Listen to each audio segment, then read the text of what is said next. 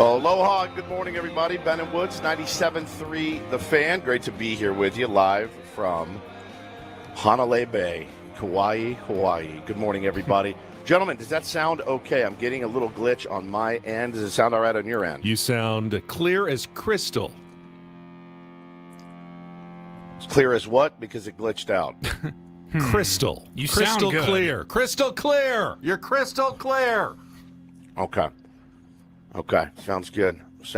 It's really glitchy over here, Paulie. I don't know what I did differently this morning, but welcome in. All I'm right, Woodsy. I got an idea Paul then. Reindl's our executive producer. Good morning. Aloha, good morning. Yeah, so how about you just Good morning, turn aloha. off your headset, get ready. I'll call you. We'll figure this out off the air. Ben, you just roll for about 20 minutes. Just Vamp. Just for 20 minutes. Buy myself Yeah. foreplay for about 22 minutes here. Okay, everybody. Yeah. What happened to Ben yesterday? Good morning. I'm your friendly neighborhood sports I ankle. Woods can't hear us. I spilled coffee. I don't know if this. Oh. I can hear you. Okay, you can hear us. You're on a much longer delay than you were yesterday, and I think that's throwing us off. I think it's throwing all of us off.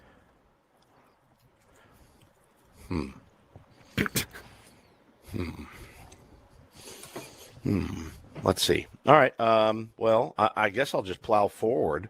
It's delayed back in the studio, and they said the video's glitchy too. Yeah, this isn't good. Yeah, I This is think not you're running good, my on friends. I low will do my- internet. My fear is that you think something's plugged in and it looks like it's plugged in, but it's not actually maybe connected to a power source, and we're running on like low battery. Yeah, I think it's exactly what we're doing here. Hang on, give me 1 second, just one, Oh, and I will okay. be right back with you. You guys can visit for a minute. Okay. All right. Oh, we've got the picture ready. That's outstanding. Well, welcome. Good morning, everybody. It's Ben and Paul for at least the moment here on 97.3 The Fan. This is going to be a fun morning. I can already tell. Apparently so. The odd thing is he sounds pretty darn crystal clear, as I was saying. There's no quality issues in terms of over the air. Correct. I fully believe him in that he's probably hearing issues that we just aren't hearing. He's hearing it in his own headset because it's internally in his radio equipment that we brought with him. So I think I'm going to need to, at some point, have him double check all his, USBs plugged into this. Is that actually giving it juice? Because he said he got a low battery somewhere.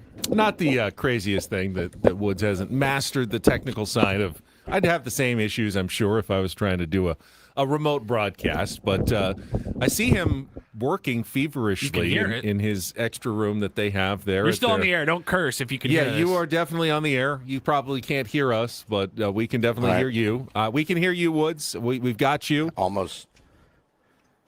Okay. Nope. This is cool, man. This is real effing. Bro, it's You guys keep talking. Go ahead. it's just past 3 a.m. Like, where are you at? Like, figure it out. Get it together, man. You've been up for like Okay, 25 finally minutes. charging. This is awful. All right, so it's charging, disconnected. Your data connection is disconnected, Paulie. All right. One device connected. Cool. It's cool, man. Yeah, this is great. One device is connected. Oh, okay. I think Well, if we you might were be able to- disconnected, we wouldn't Okay. be talking right now. So that's a good thing. No, just the backup thing. Whatever. What do you call it? The little hotspot? box, the little black box. Okay. Hotspot. Okay. Yes, I got it. Dialed. Oh, all right, I'm back. Good morning. everybody. Hi. How are you? That's so much better. Oh, it's so much better. Oh, it's so much better. I'm good, man. I'm really good. I'm tired. The coffee spill was not ideal, but we press on this morning as we do. All right, so Hope everybody had I'm a, thinking I was a right. I great think day. it was a low battery issue. I mean, imagine like the equivalent of being on 1 mile left in your gas tank and your car is like sputtering as you get into the gas station. I think that's where Woodsy's machine was. I think as we learned last night, it doesn't have to be perfect. It just has to be effective. And if we get Woods on the air, Yes, it's effective. You know what? A one-run win because the other team committed 4 errors counts just as much as blowing out a team 12-0 and getting a fantastic pitching performance. And right now we're starting with errors all over the place. No, it's glitching like a MFer again, just so you know. I'm about to stab somebody sooner than later. All right, well, you still need to stay here because you are not allowed to take like any time off, at least not without running it through the proper channels, as we've already discussed throughout most of yesterday's show. You know, you can't just get up and leave. You got live reads to do and everything like that. Yeah. I will handle it. I just want to make sure this sounds good. That's all I really care about. So hopefully, I'm so sorry to all the tier ones out there listening to this absolute dumpster fire of a radio program this morning. So let's just plow through it, and then maybe at the break we can fix it. The thing about this place where I am, the days here, they last forever and ever and ever and ever. And you wake up, of course, it doesn't help that you get up at 2 o'clock in the morning, come in, do the show.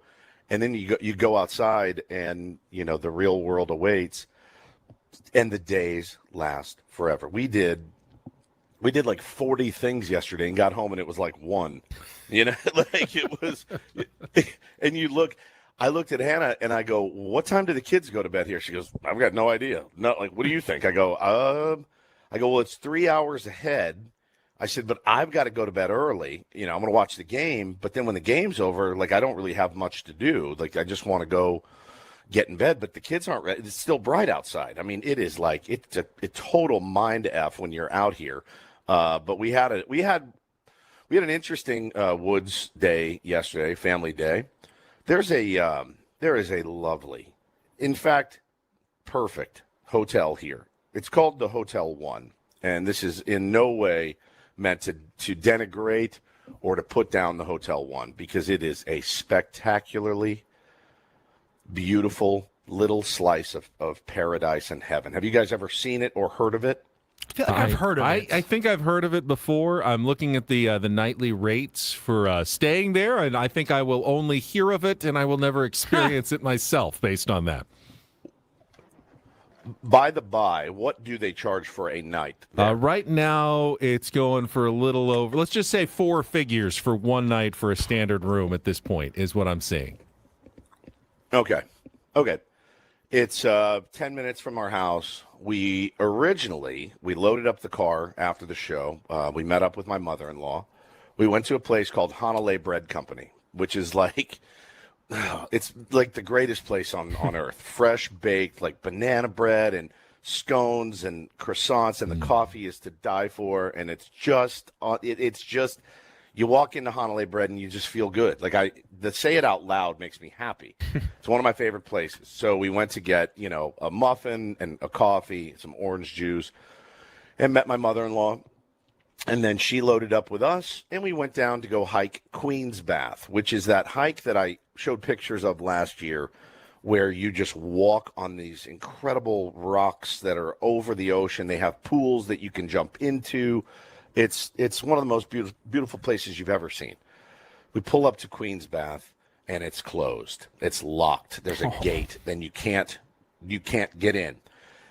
The reasoning, my guess, is it's been pouring rain here, and the hike is it's very short, man. Like, the hike is very, very short in that, but it's downhill. It's a downhill hike. You have to like hold on to vines and stuff, or you will slip and fall, and so it's mildly treacherous when wet, slippery when wet, as the great Bon Jovi said, and so we really wanted to go. The kids have done it before. It's just a stunning, stunning hike. Well, it was closed. So we said, okay, let's pivot. And let's just go up to Hotel One and grab some lunch. And so we did. We pull in, valet, we walk in, we sit down at the table, beautiful table, right by the pool, and we start to order. And my kids go, Mom, Dad, can we swim here? And Hannah goes, yeah, I think so. Like, we're eating lunch. There's no one there.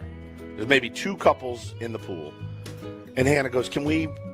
And the kids are like, can we go swimming? And Hannah's like, yeah, like, I'm pretty sure you can. We're eating lunch here. So they get in the pool. They couldn't be happier. They're swimming around, just having the time of their lives. Server comes up, and says, "Hi, what would you guys like?" And so I order, sandwich, and Hannah gets a sandwich and salad and get something for the kids. She goes, "What's your room number?" And I said, "Oh, we don't have a room number. We're not staying here. We just came for lunch." And she goes, "Oh, I'm sorry. Your kids have to get out of the pool." Oh, no. And I go, I'm very sorry. And I had to go. We got booted. I had to go get my kids out of the pool. Now, to add insult to injury, there are no loose towels just laying around.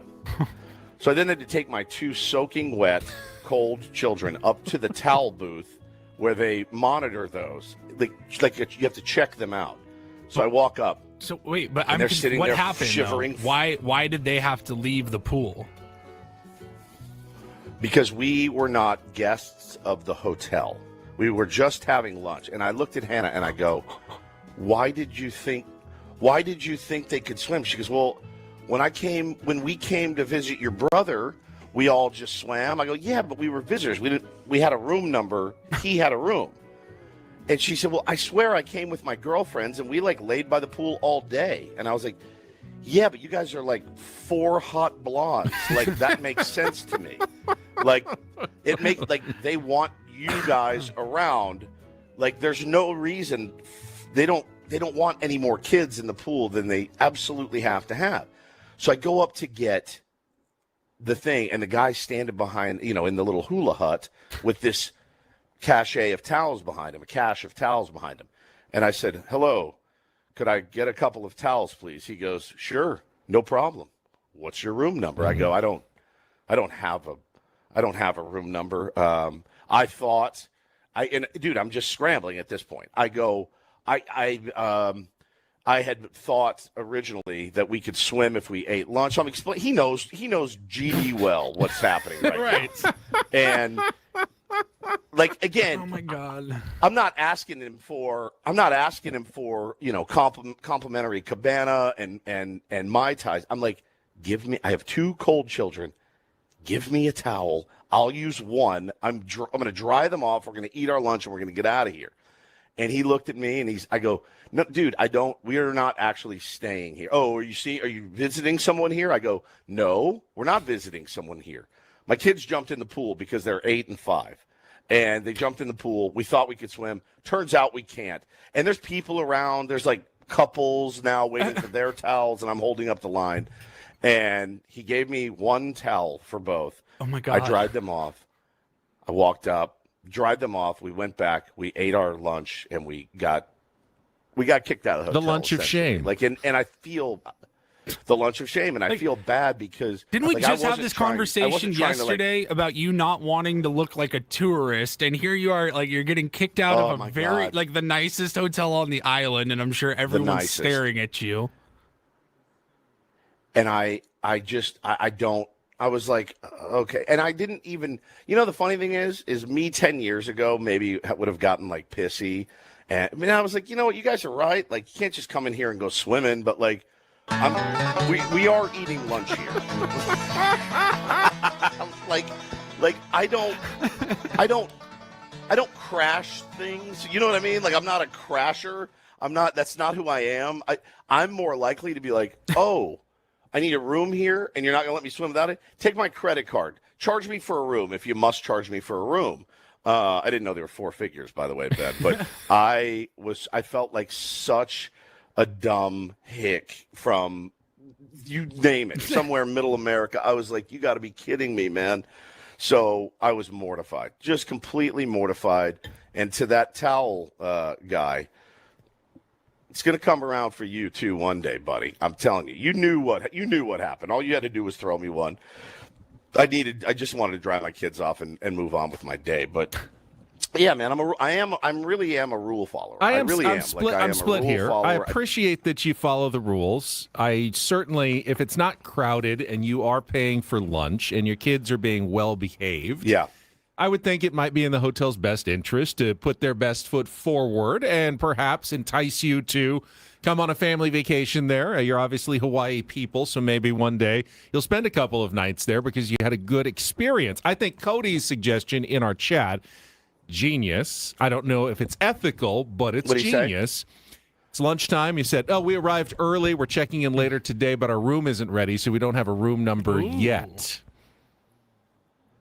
Well, so Hannah thought of that because we replayed it after, at the table, and I said there was a part of me that thought, to pull it's I'm Dr. Galakowicz, and we're in room 436, right? Like Dr. Galiweekitz.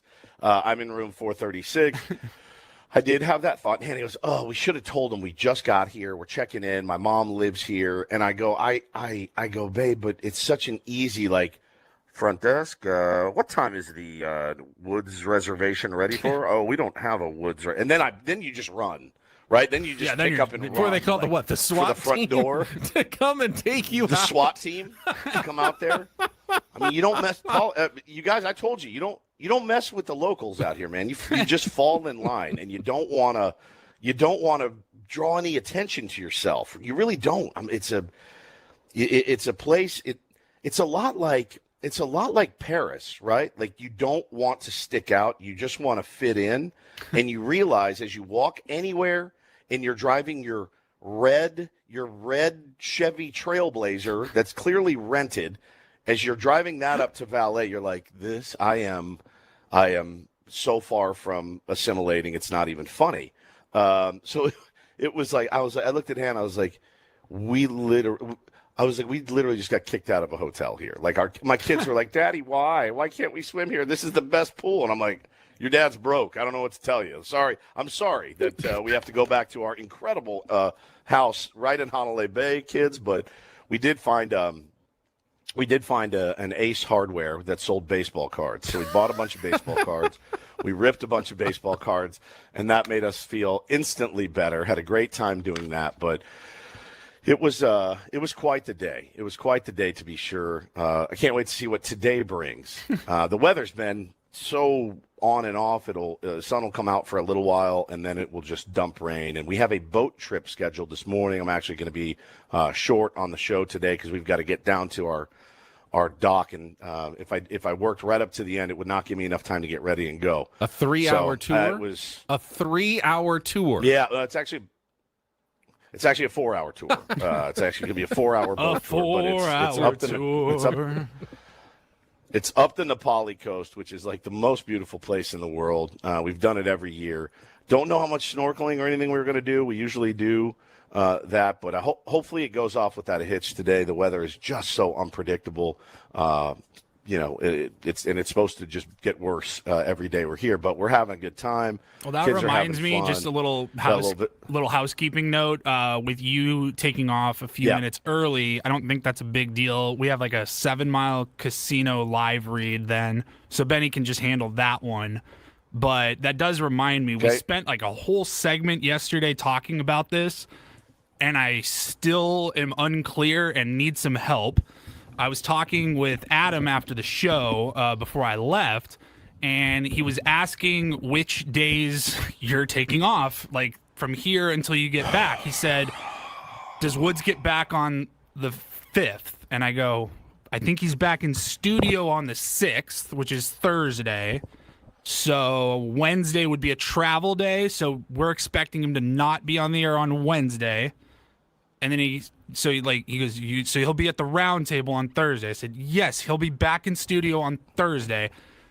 And then you're taking off this Friday, and I thought we talked about at least you taking Monday off, but Adam didn't remember that or said you only asked for Friday off. So I need some help because I literally don't even know at this point. You're joking me that he got you after the show? That can't be He met real. me in the production studio as he typically does.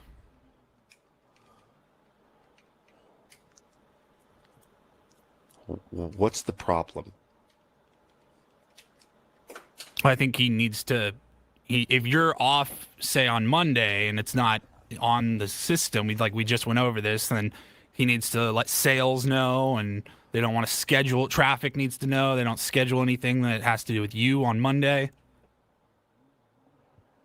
but I can just redo it or double up as I've done, I don't know, every time I've missed a day for 15 years. Why is this such an issue? You know what? Next year, I'll just send my family. Next year, you guys go. I'll just stay home. This is such an ass beating of epic proportions. I can't even wrap my head around it. We're in studio every day for the 4-hour show every day. There's not a soul in that building that does more radio than this show. Not a soul. I would say double. You know, honestly, literally, like double what everybody does. Why is this such a bugaboo? I don't understand it.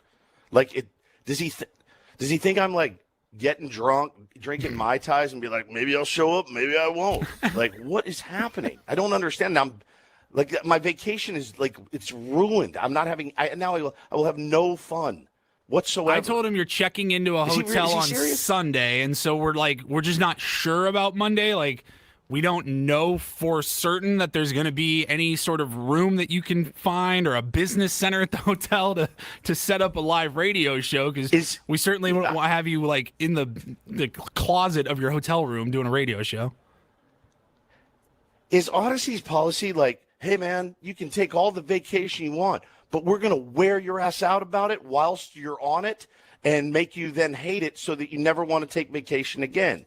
Because if that's the policy, I would like to white out my signature on the 3-year extension, because that's insane. Like, I deserve a vacation. My kids deserve their father on vacation without just getting worn out. I think he's saying you can't. day He's not saying you can't take the vacation. You just need to put it into the system, I think, so that everybody is aware. No, we talked about putting it in when I get back, because I don't know. It's a bit in flux. You know what I'm saying? And I think I've proven my commitment to the station and the show over the years. I think I've proven that, like publicly, you know, privately. I feel like a good manager is just going to say, dude, you need some time off. Go take it. We'll figure it out when you get home. My showmates, right? You guys are good. Like, we as long as we've got it all figured out, that should be the only thing that matters, right? I'm good. Yes, I told you, take as many days as you want. I felt like you really didn't want to take 11 straight days off the show, and that's why you took the equipment. But if that's what you want, then go, and we'll talk to you next Thursday when you get back. That's not what he's saying. But the thing is, I've never said that. You know better. You know better, because when I left you guys that first year, when I left you the first year, I went, that's a long time, dude, because I wouldn't want Ben to leave me for 9 days. And I think how many shows did I miss? Like 8? It was a lot, yeah, something like that. And I appreciate that you go. Yeah. I mean, it's good to know which days you're going to be here and which you're not. I don't know why Adam can't keep it straight. But I tell you guys, I think we've been fairly clear with what our plan is, and you know, there is some flexibility, which I totally understand. Know? Like, we booked Kyle Glazer on Monday on trade deadline day specifically because we were like, oh, Woodsy's going to be off that day, or at least like late in the show. So yeah, we'll get another guest. I don't understand, man. Well, as it's going, you'll probably get kicked off the island before we get to that anyway. So we'll probably see you in studio by Friday this week, because they're not going to let you stay in Hawaii anymore. I need I think there's some alcohol here. Maybe I'll just pour myself a nice stiff drink. It's crazy, isn't it? Is this crazy or is this crazy? Like, what's crazy is I still don't know what to tell Adam. I get it. Like,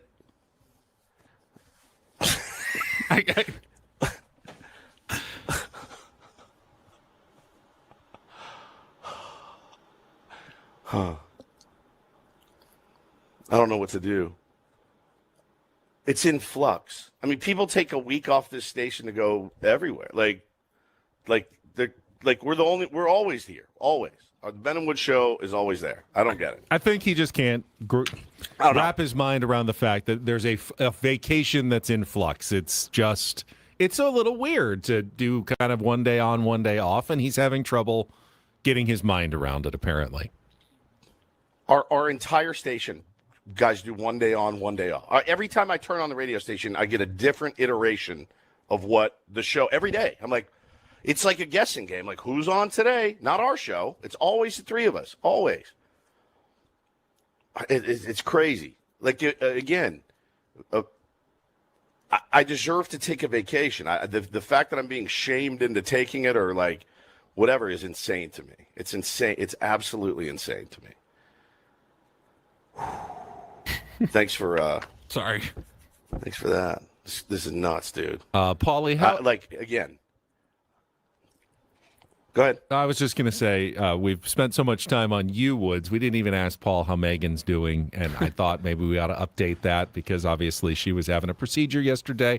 Want to make sure everything went okay with Megan. Yes, everything's good. She had Mohs surgery yesterday, had a basal cell carcinoma spot on her face, and so the surgery, they carve a hole in the side of your head, basically, and they go layer by layer, and they check each layer to see if there's any cancerous cells still, and they pretty much just keep digging until they don't find any more. So she had to go through 4 rounds of that, which was pretty gnarly yesterday. It took like most of the morning into the early afternoon.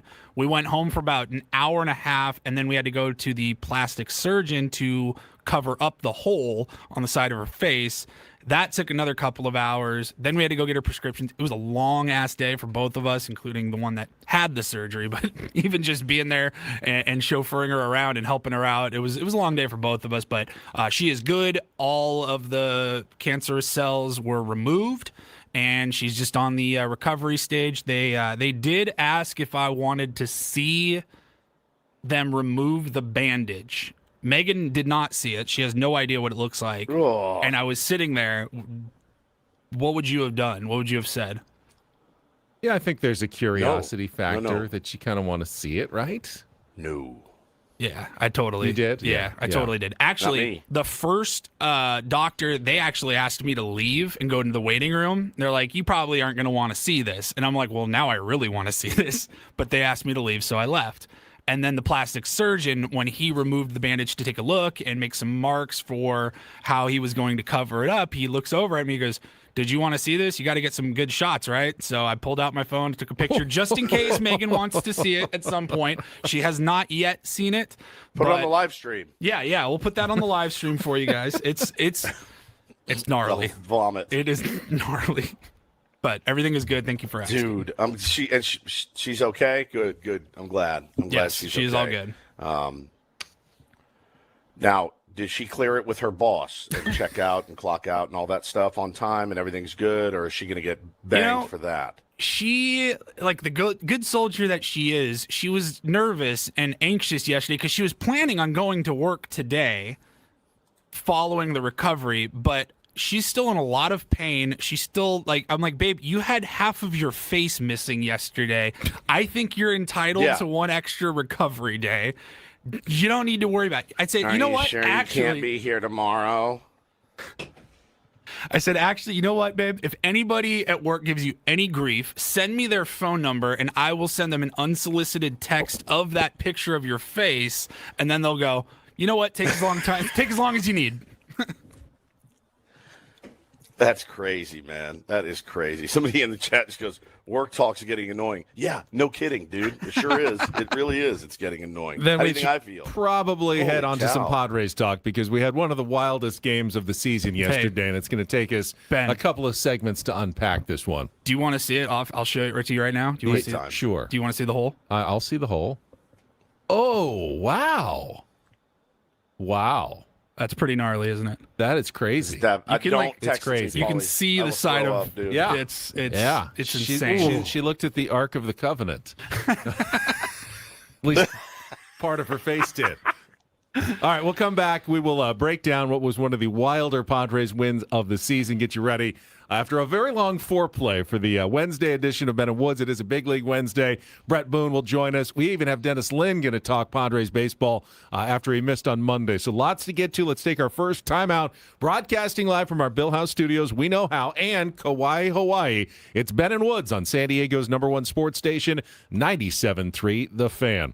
First, though, when you are trying to get ready for retirement in San Diego, you got to plan for retirement in San Diego. It's not a very cheap place to live, and it's not getting any cheaper with housing, health care, taxes and groceries. It all adds up. So when people start thinking about retirement, that fear rises to the top. What if my money doesn't last? That's where Trajan Wealth comes in. TRAJAN Wealth.com. Trajan Wealth's fiduciary advisors help people build retirement strategies designed for today's reality, factoring in inflation, market uncertainty, and the real cost of living right here in San Diego. Maybe you want to take a Hawaiian vacation or two when you're in retirement. They can help you plan for that. No two retirements ever look the same, though. Trajan Wealth has offices in Carlsbad, Escondido, and Liberty Station, and they work with people who want confidence and not constant financial stress. So if this has been on your mind, start with a phone call. 1-855-TRAJAN-1.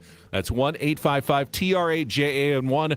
Or just go online to TRAJANwealth.com. Trajan Wealth, plan smarter, dream bigger. Advisory services through Trajan Wealth LLC. Additional services through Trajan Estate and Trajan Tax. Actual client, paid advertisement. Additional disclosures at TrajanWealth.com.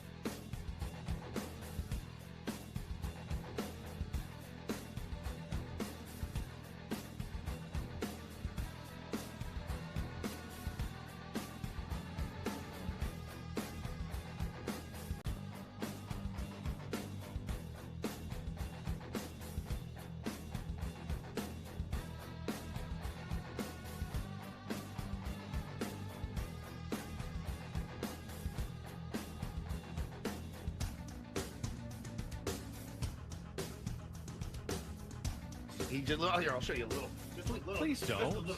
What hurts on you? Nothing at all. A little bit. Not that now. So let's say whatever you're about to touch is the only thing. Let's say it's gonna hurt. Right? All right, yeah. Okay. Pretend your knee hurts. Pretend your knee. It's going to in a second. Right here. Oh,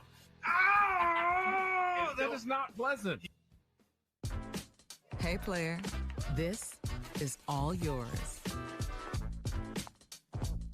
This room with this view. This speakeasy with this cocktail. Hey, could you make that too? The spa with this. Ah. And this pool on this roof. This is all for you. The all-new Hamul Casino Resort. Now open.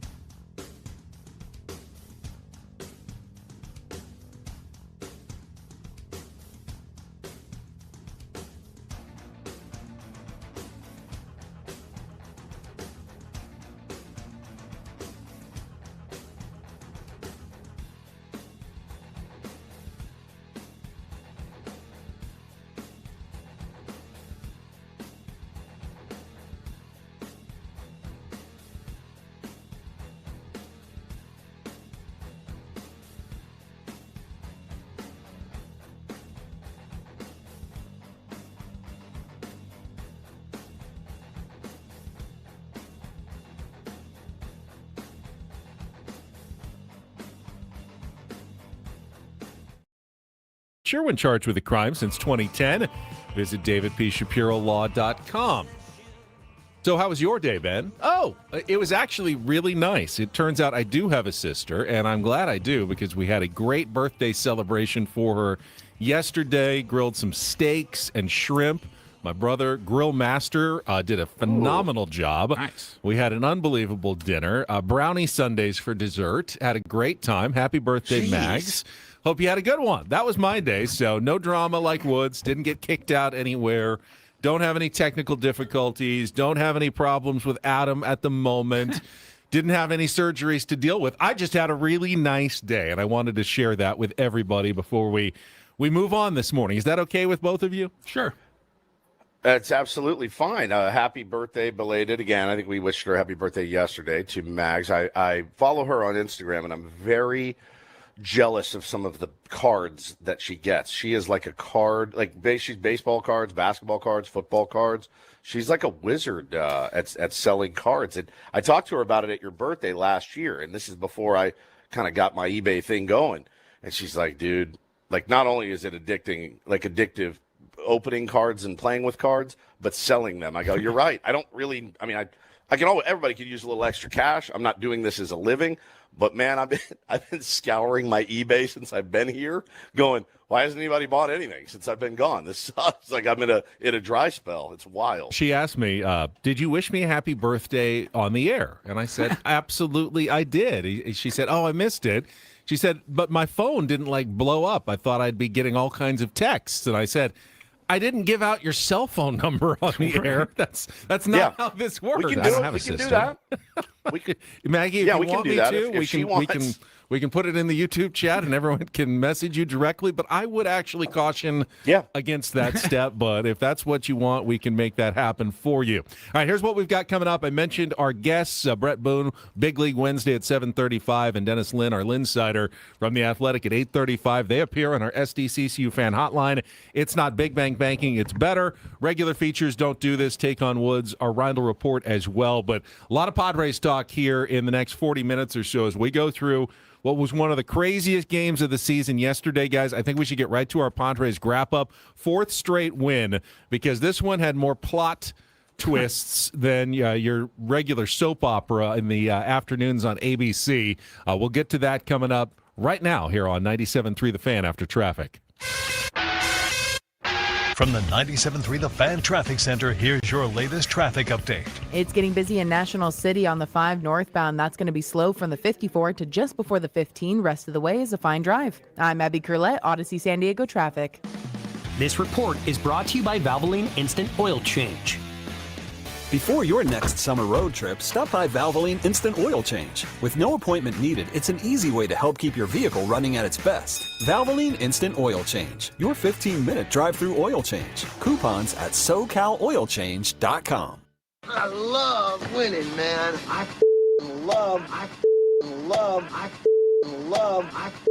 love winning. You hear what I'm saying? It's like better than losing. Are you ready? How did things play out in yesterday's game? I liked last night's game. It's time for the Padres Wrap-Up with Ben and Woods. You guys are the voice of San Diego. Brought to you by Hamul Casino Resort. Hey, player, the rooftop pool's open, day passes are available, and the spa is calling your name. Hamul Casino Resort, the player's place. And Campusano hits it hard. A fair ball up the third baseline. That's going to hit the chair of the security guard. Ricochet back towards the infield. Sheets has scored. Bogart stops at third, and Campy into second with an RBI double. It's a 2-out rally and a 1-0 Padre lead. 1-0 Padres, and that's looped into right field, down for a base hit. Bogarts will score. Campusano's on his way. McCarthy's throw is in time. The tag is also in time. So an RBI single for Fernando makes it 2-0, but Campusano is tagged out to retire the side. 2-0 Padres started the third. Willie Castro, first pitch swinging in the air, deep to right and gone, a home run. So Castro, not in the original starting lineup for the Rockies, has hit his 11th home run of the year. Went deep on Sunday in Milwaukee in their last game, now again here. And just like that, the Rocks are on the board. It's 2-1. And that one's ripped in the air, deep to right field, forget it. Mickey Moniak, another Petco Park home run. This one, a 2-run shot to give the Rockies their first lead of the night. It's 4-2. Pitch is swung on, lined into right center. That's down, and a base hit. Fernando will trot home from third. RBI single, Manny Machado, and a 1-run game in the 5th inning. Fernando swings, hits it hard on the ground through the left side of the base hit. Sheets has scored to tie it. Bogarts is held at the last second. An RBI single for Fernando. He is 4 for 4, and this game is 4-4. 1 out, and a hard hit grounder fair beyond the dive of Machado on the ground up the third base line. It'll roll all the way into the corner. Castro rounding third on his way. He will score. And Ezequiel Tovar, the number 9 hitter, an RBI double to put the Rockies right back ahead. It's 5-4. And Merrill swings, hits it hard on the ground through the right side. That's a base hit. Machado rounding third. He'll come in to score. An RBI single for Jackson Merrill, and a 1-run game here in the 7th. Mean swings, hits it on the ground to third base. It gets through Castro. It'll trickle into left. France is on his way home. He will score to tie the game. Oh boy. The Rocky defense continues to disappoint. It's 6-6. Here's the pitch, and Machado stings it out towards right center field. McCarthy into the gap, not going to get there. cuts it off, then he bobbles it and loses it. Cronenworth going to be waved at third. He's on his way. This game is tied. Xander swings, sends it in the air to center field. Should be deep enough. Carrick's got a great arm. He'll get underneath it. Merrill's tagging. Here comes the throw to the plate, the slide. He is safe, and Bogaerts walks off the Rockies again. Padres win it 8-7. They go to 7-1 against Colorado this year, and for the third time, they walk off the Rockies in 2026. It's one thing that this team for sure has in it is the fight, to not give up and to continually go back after them, and especially against back ends of bullpens, is to keep fighting, keep trying to find a way to scratch and run across. And then a lot of big hits, a lot of big at-bats late in the games, and tonight was no different than that.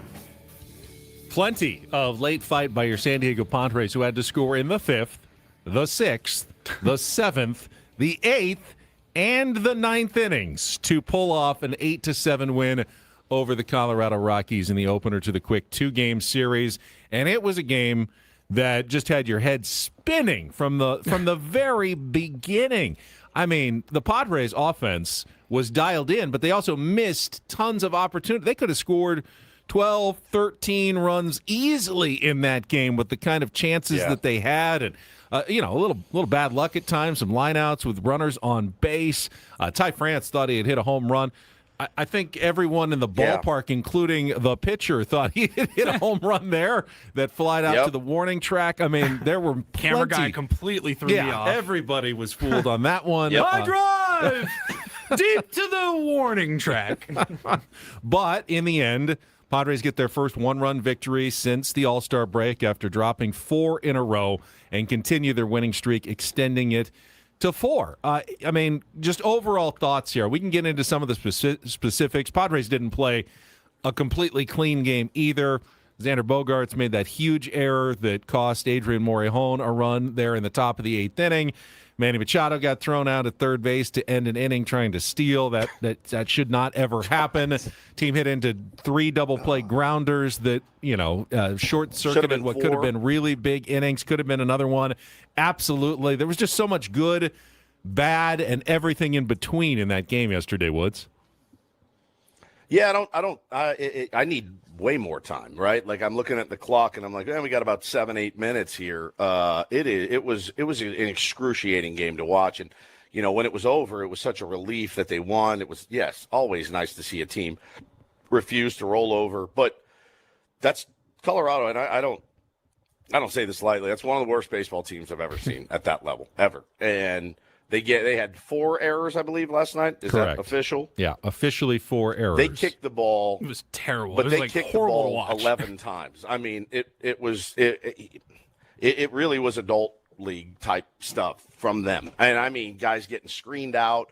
That happens at the big league level all the time. You don't see a second baseman boot that ball. Toddy did a great job getting in front of him, but those guys, they've done that a million times. The thing that bugs me is the brain dead stuff, right? Like the brain dead send of Luis Campusano in the first inning, the brain dead attempt of stealing third. It just makes no sense from a guy with 14, 15 years in the league. I honestly cannot think of a good reason why you would do that. And then, the challenges, back to the challenges. Like there was a pitch that Morejon threw, the Campusano, it was top of the zone. It might have clicked, it might not have. Didn't challenge it. It's like, guys, what are you watching? Like, what are you in? Because it's not this baseball game right now. And luckily, by the skin of their teeth, Benny, they were able to pull it out. I give them credit, certainly, for stringing hits together and that, but like, holy cow, it was sloppy. You gotta dial this thing in, man, against a team like that. It is trying to give you that game. So I was encouraged and discouraged. It was a weird game to be a fan of. And our buddy Josh Gorel from Texas DM'd me and he goes, well, the best way to do this, to watch this game, is he goes, I had a late hockey game. Then I got in the car and Mason Miller's pitching. He mows down the side. And I have no idea all the BS that's gone on before it. Then I hear the walk-off. He goes, you are tweeting like crazy from Hawaii. I go, there's nothing else to do. There's nothing else to do here. at night, at 3:40 in the afternoon. I'm like, I watched every pitch of every game of the game. When I'm home, I got practice, I got all kinds of stuff. I'm making dinner. Here, I'm just chilling watching the game, and to watch that in its entirety was fairly excruciating. And you expended a ton of energy to win a one-run game against the Rockies that you should have won by 10.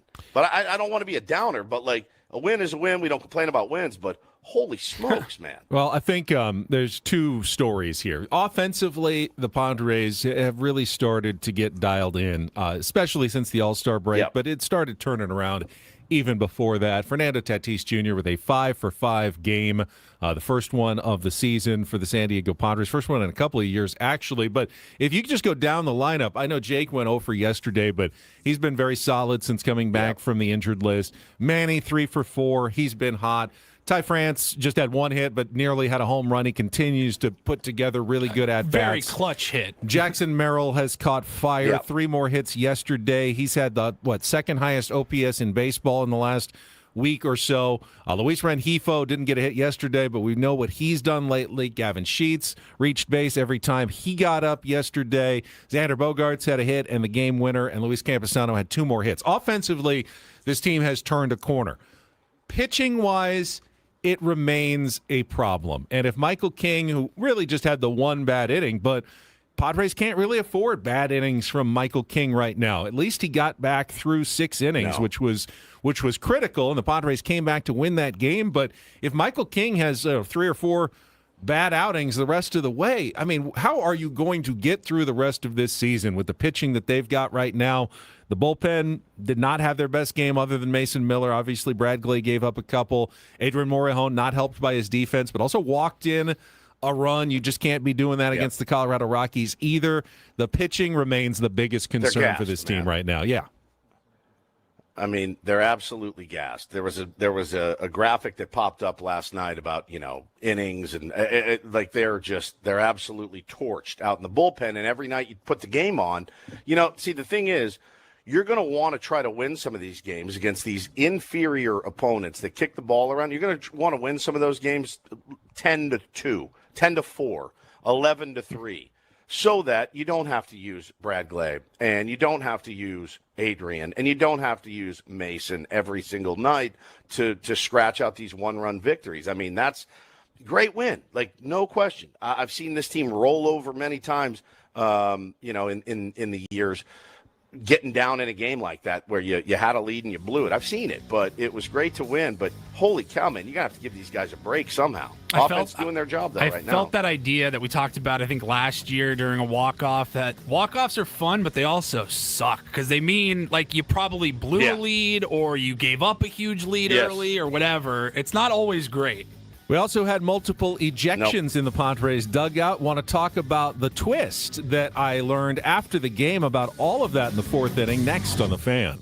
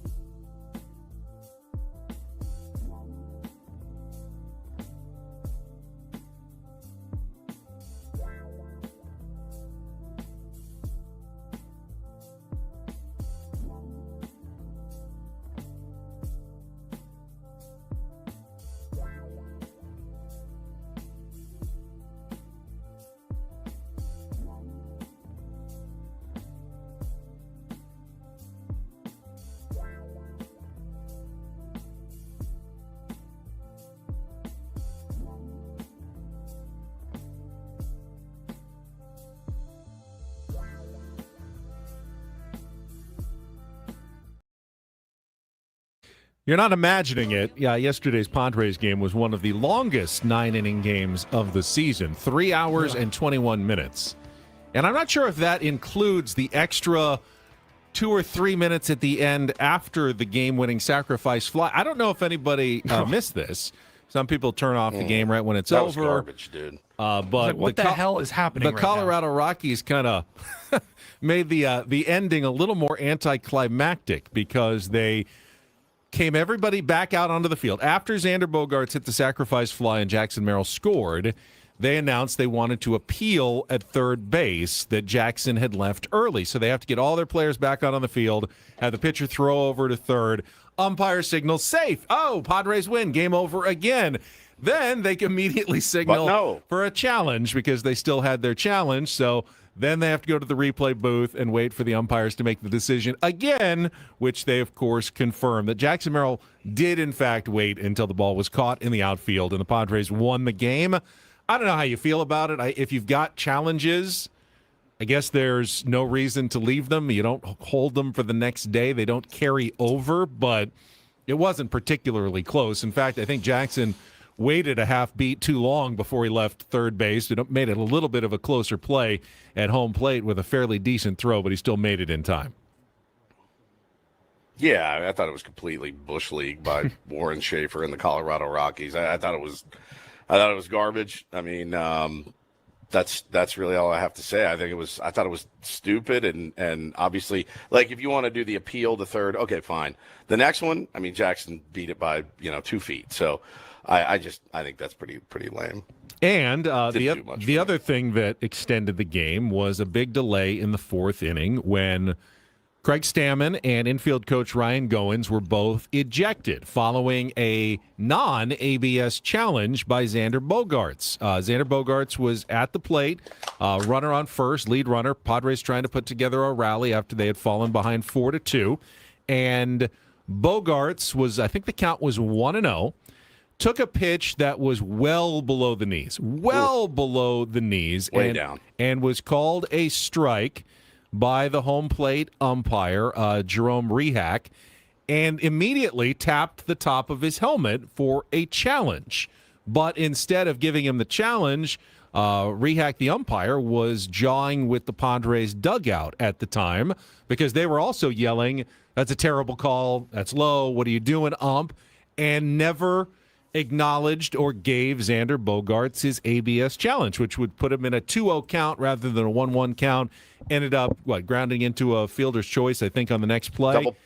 Fielder's choice. Yeah, should have been a double choice. play. Should have been. It was a takeout slide at second base.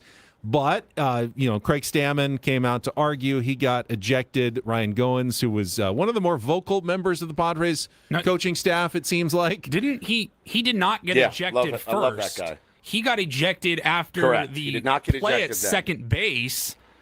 He wanted to appeal it or challenge it or whatever. Like, that's when he came out and got tossed, and it might have been because of the automatic toss. Like, if you come out and challenge that, I don't know what it was. I think it was Craig being a bit, dramatic and saying, "Hey, if you're not going to pay attention to us, I'm going to walk out here and tell you, hold on for a second to make sure that you see me." He was showing up the umpire. Well, you already screwed up that call so bad, and I don't know if you realized it in the moment, if you're the home plate umpire, that you screwed up that call really bad. You got to know, if there's a controversial play on the very next pitch or whatever it was, you're going to get chirped at.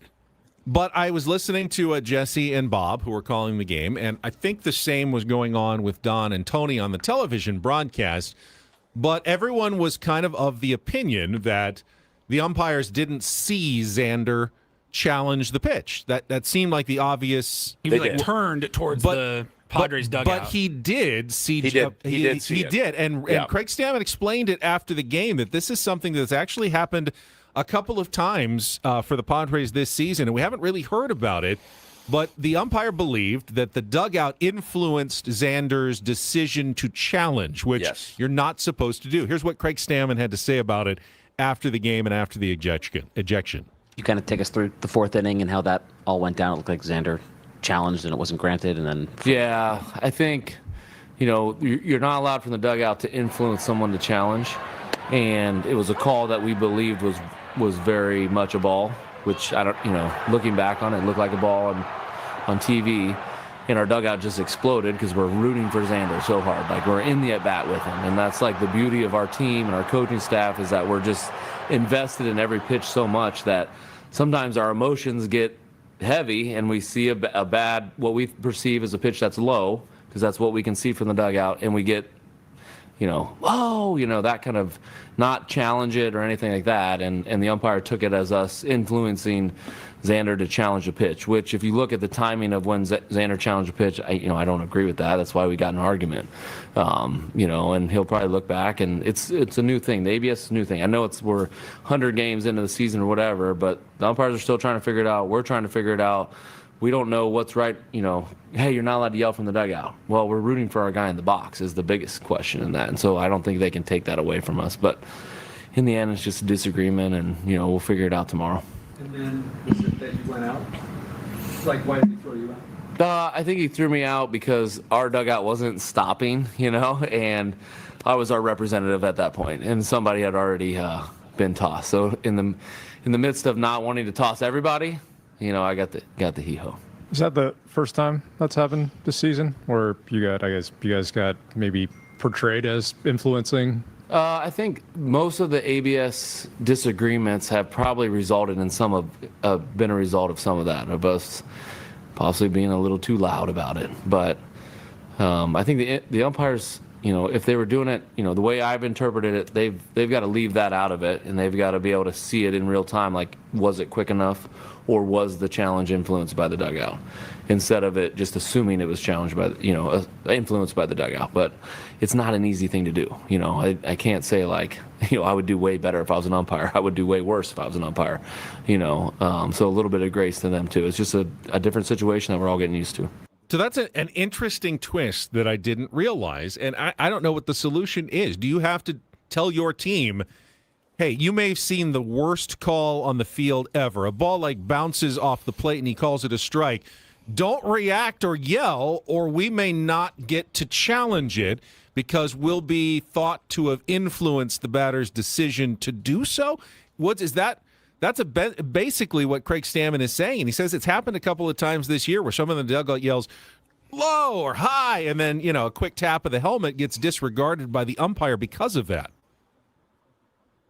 Look, man, at the end of the day, this is supposed to get things right, not punish people. Like, this is supposed to improve accuracy on balls and strikes.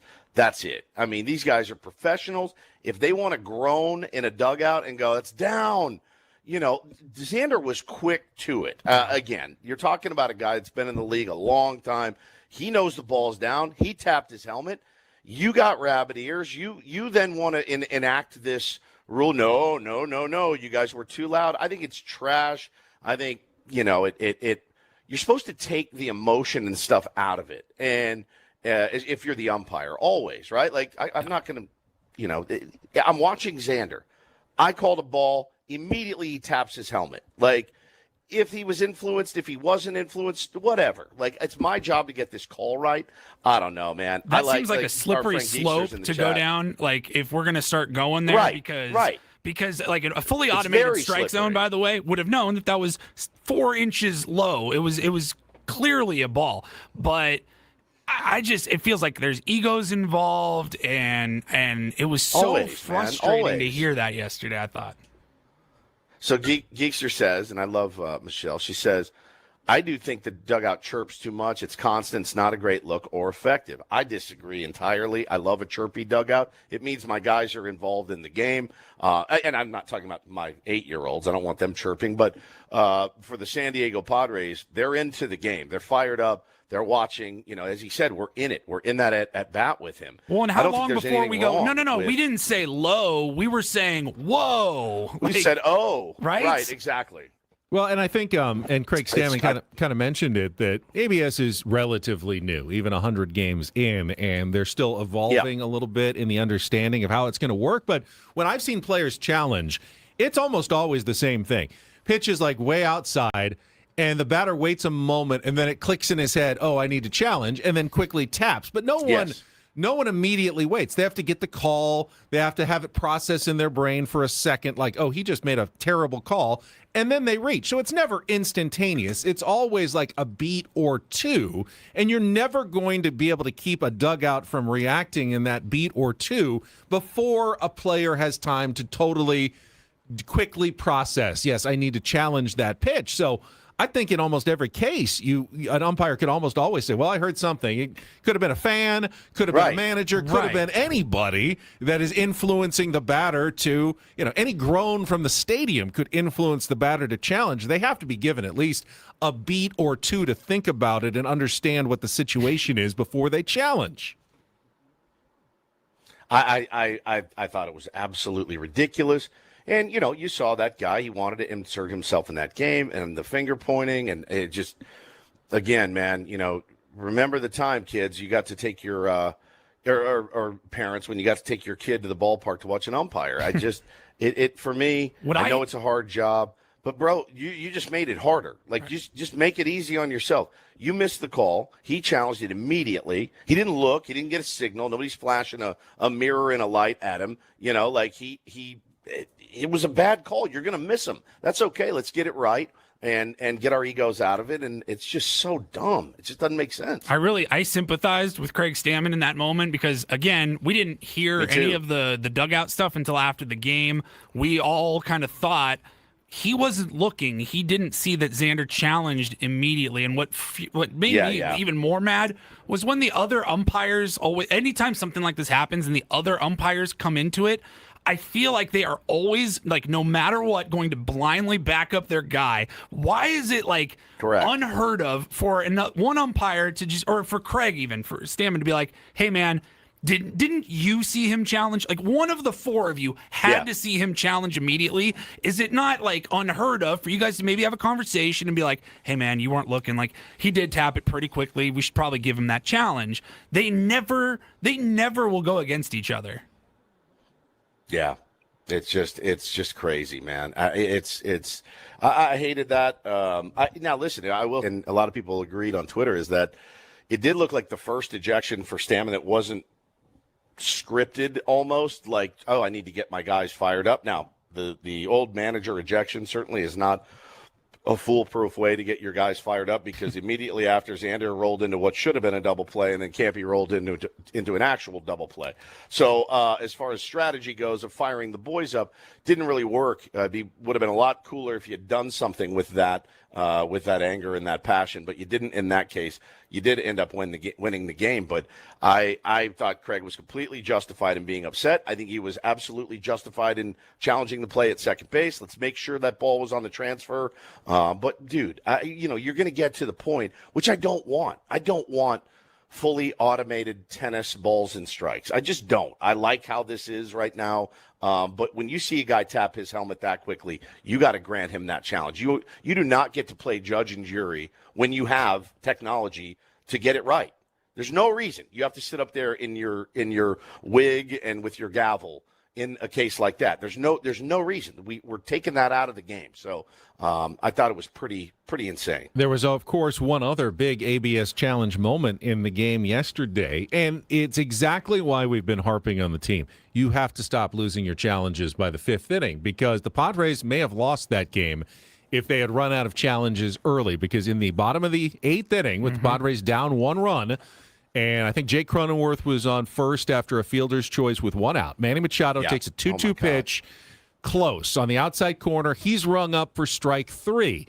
It is a very high leverage situation. So Manny taps his helmet, but Manny doesn't really think it's going to be a ball. He thinks he's out. He's walking away. Starts walking toward the dugout as they go to the challenge on the board. And as he looks up and sees, oh, it was an inch or so outside, he kind of shakes his head and starts walking back into the batter's box to get another pitch, which he lines into the gap. McCarthy makes the error. Jake comes around and scores the tying run.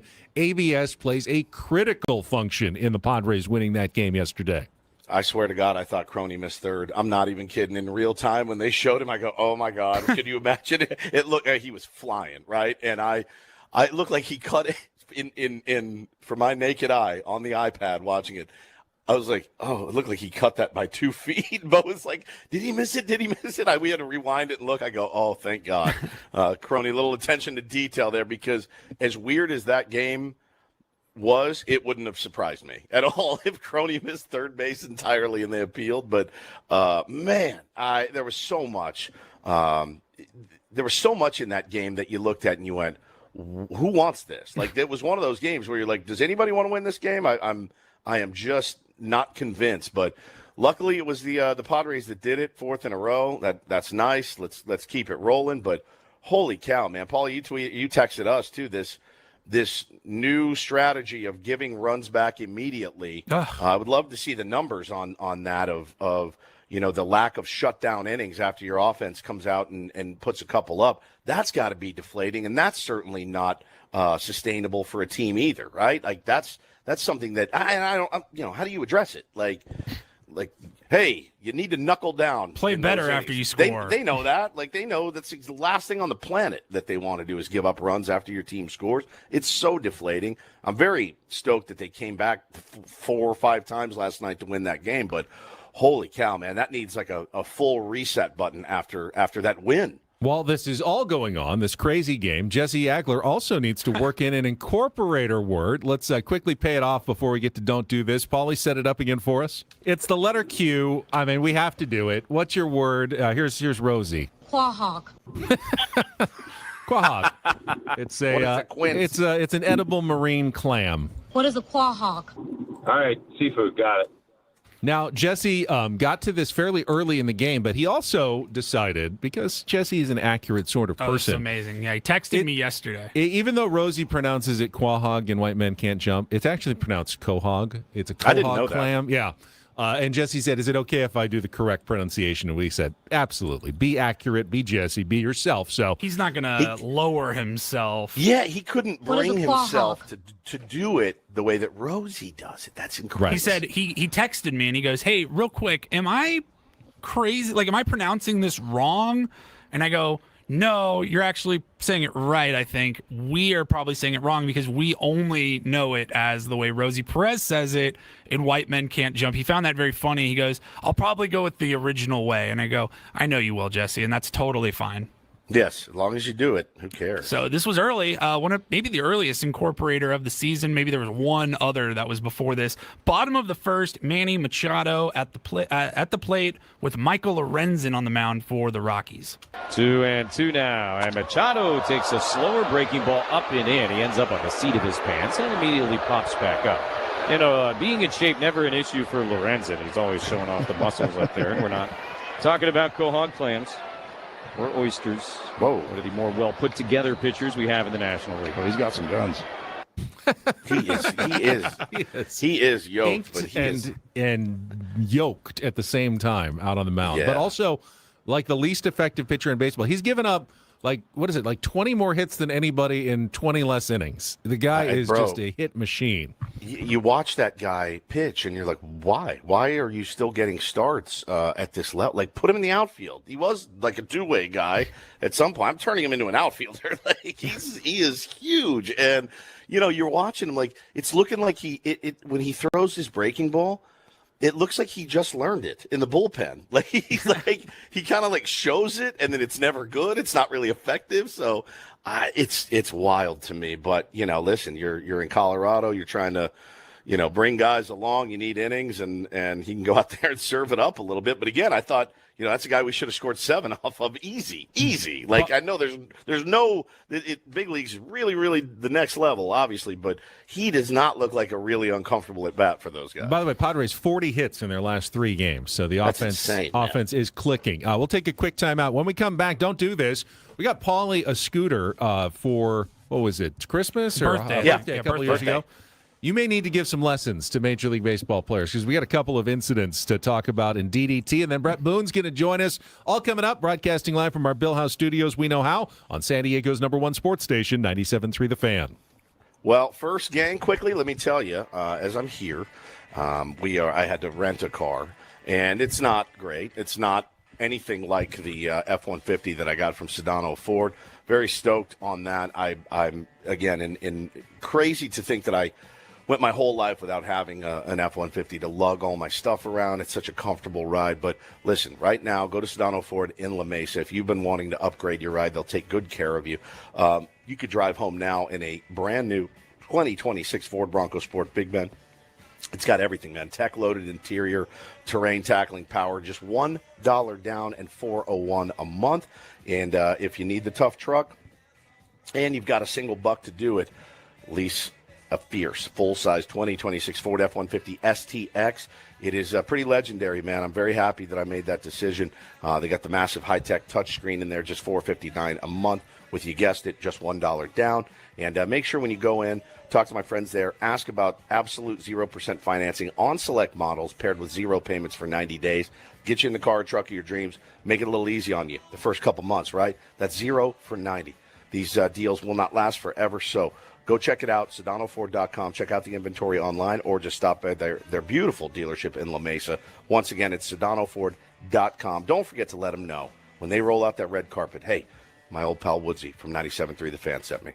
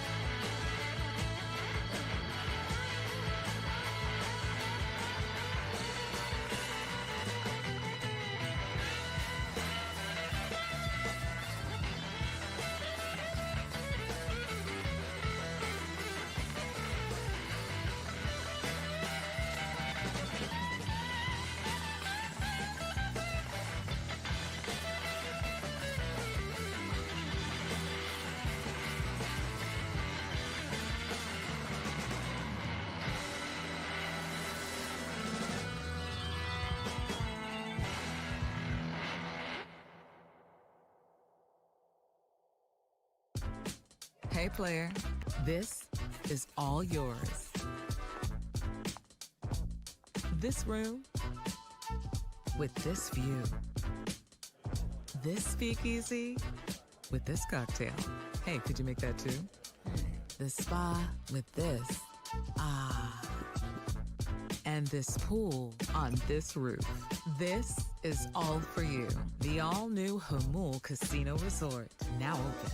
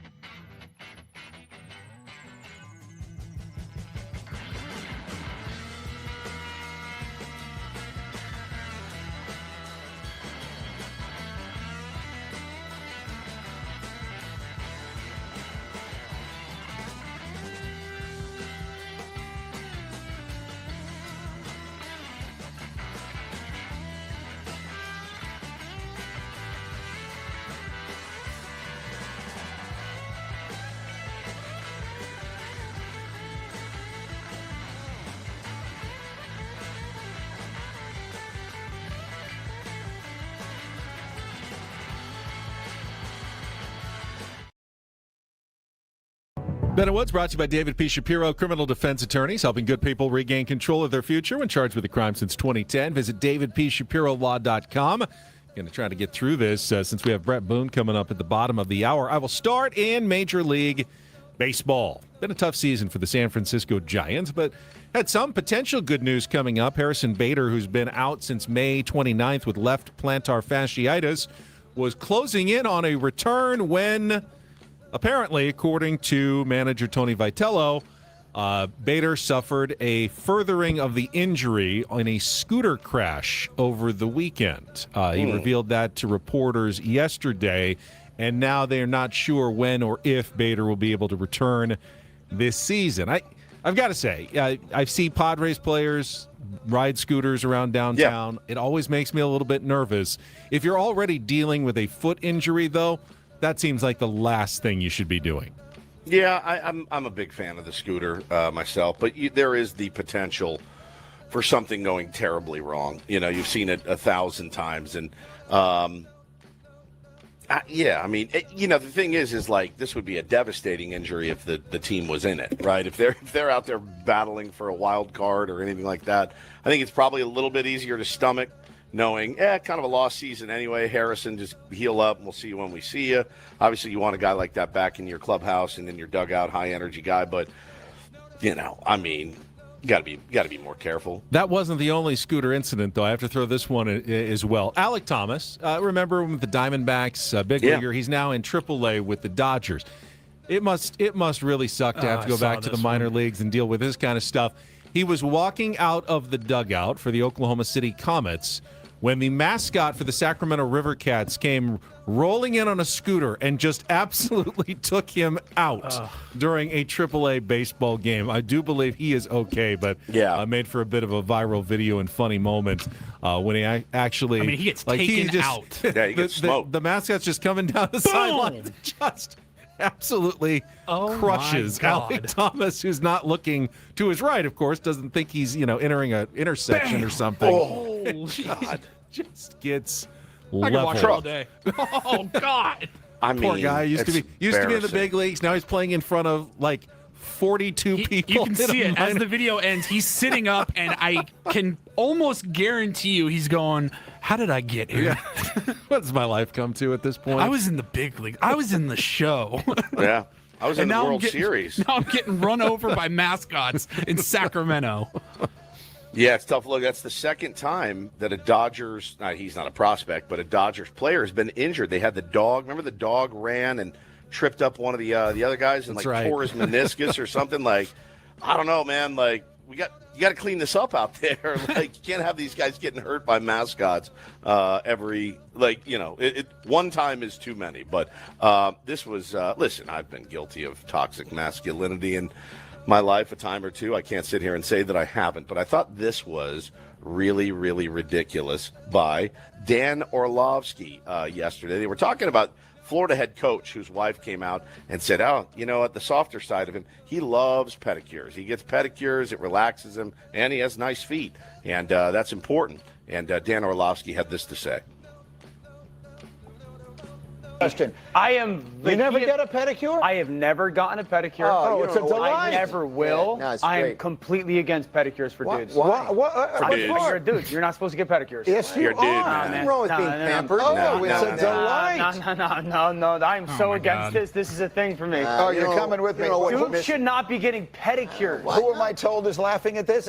Monica Jay Will? Can we put them up there? Feel good. Jay Will? Just nasty feet, Dan. Just nasty feet. My feet are awful. I totally agree. But I'd rather have awful feet than get pedicures. Oh, come on. They scrape the terrible. You're also not the person who should be having I love a pedicure. Are you kidding? It feels fantastic. I totally agree. I've got my friends taking their teenage sons to get them. Yeah, I think it's an excellent idea. What? Yes, and you should join them.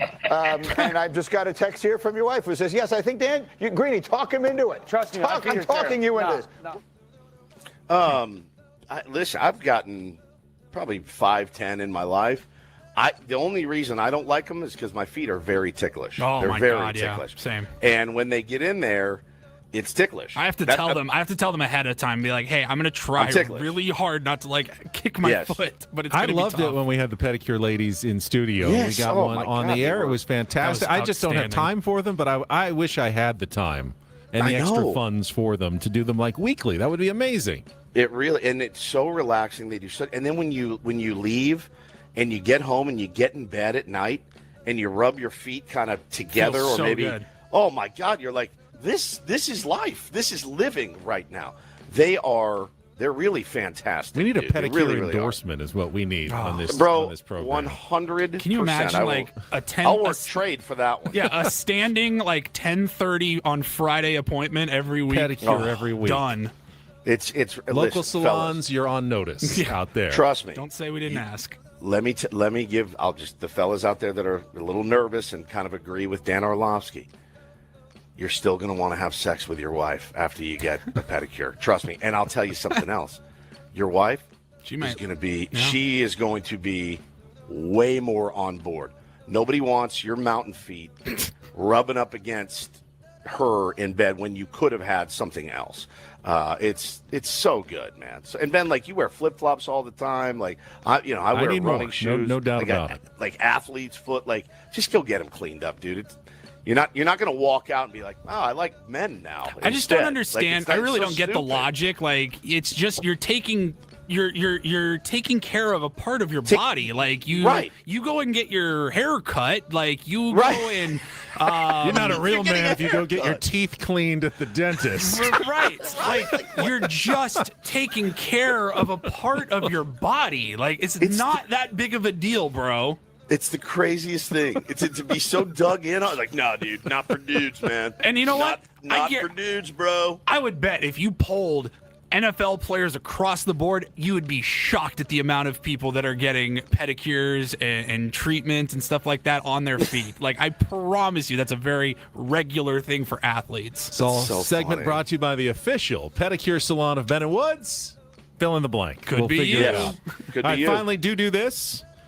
DD Mega Doo-Doo. This is a great update. You remember that horrible scene last month when A's minor league prospect Ryan Lasko collided with a teammate in the outfield and broke his back, and they weren't sure how it was going to turn out. He was, obviously hospitalized, taken out on the, backboard off the field. Well, the quick update yesterday on an Instagram story from Lasko.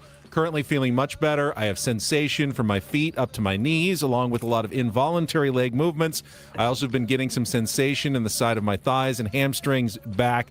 Currently have about 75% usage of my left hand, 50% of my right. Wow. Happy with my progress, and once again, thankful for all the love and support. A long road to recovery, obviously, but those are very positive signs that, hopefully he can come back and make a full recovery at some point, if not to the baseball field, at least to live a normal life after having a serious injury like that. Yeah, man, that's really, really good news. And that is Don't and Do This for a Wednesday.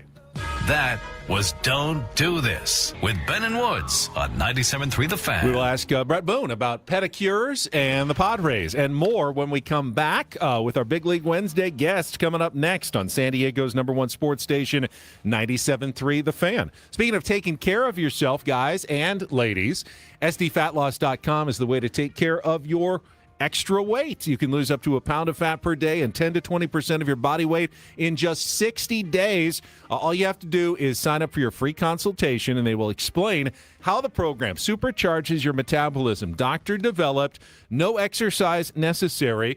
It's a combination of things. Obviously, you're going to be eating right. They will tell you what meals to eat, but you will make them yourself. It will be things you enjoy. I ate a lot of steak and chicken, some fish while I did my program, vegetables of my choosing. That was huge for me. No shakes or bars, no prepackaged meals to buy, and no GLP-1 injections, which are unending, expensive, and come with a bunch of side effects that you don't want, including muscle loss. Why not supercharge your metabolism? Helps you keep the weight off. I lost 40 pounds in 60 days. I've kept the weight off for 3 years. And when you sign up for the program right now, take $200 off for their summer special. So one time, 2 months, be done with it. Have lasting weight loss by signing up today at SDFatLoss.com. That's SDFatLoss.com. Results may vary.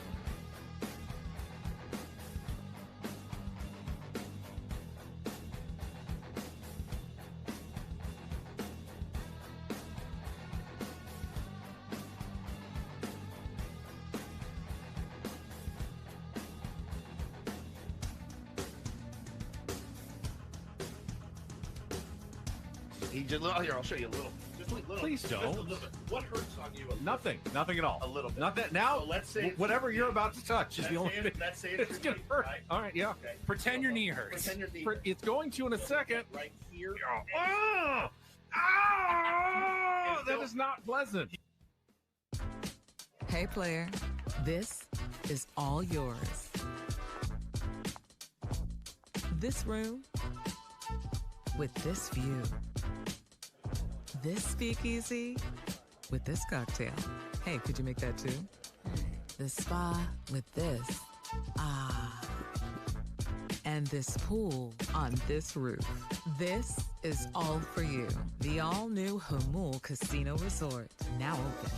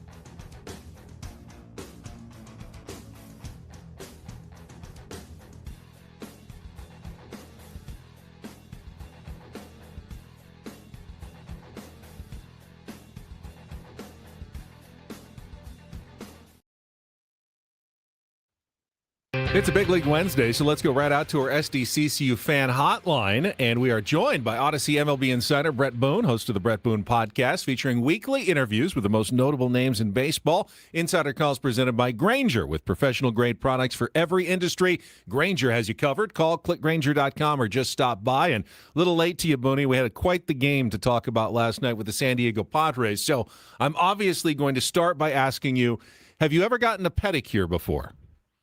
Oh, absolutely. That's what we thought. You're a modern man. Well, it's important. The manicure you can do yourself. It's right in front of you. The toes, especially. Well, I'll tell you, when I was playing, I would, but I'd wait till the offseason. It was a waste of time during the season because your toes get so beat up, jamming in the end of your spikes. And I thought, you're just looking at your feet. You got an athlete's foot. You got those little bumps.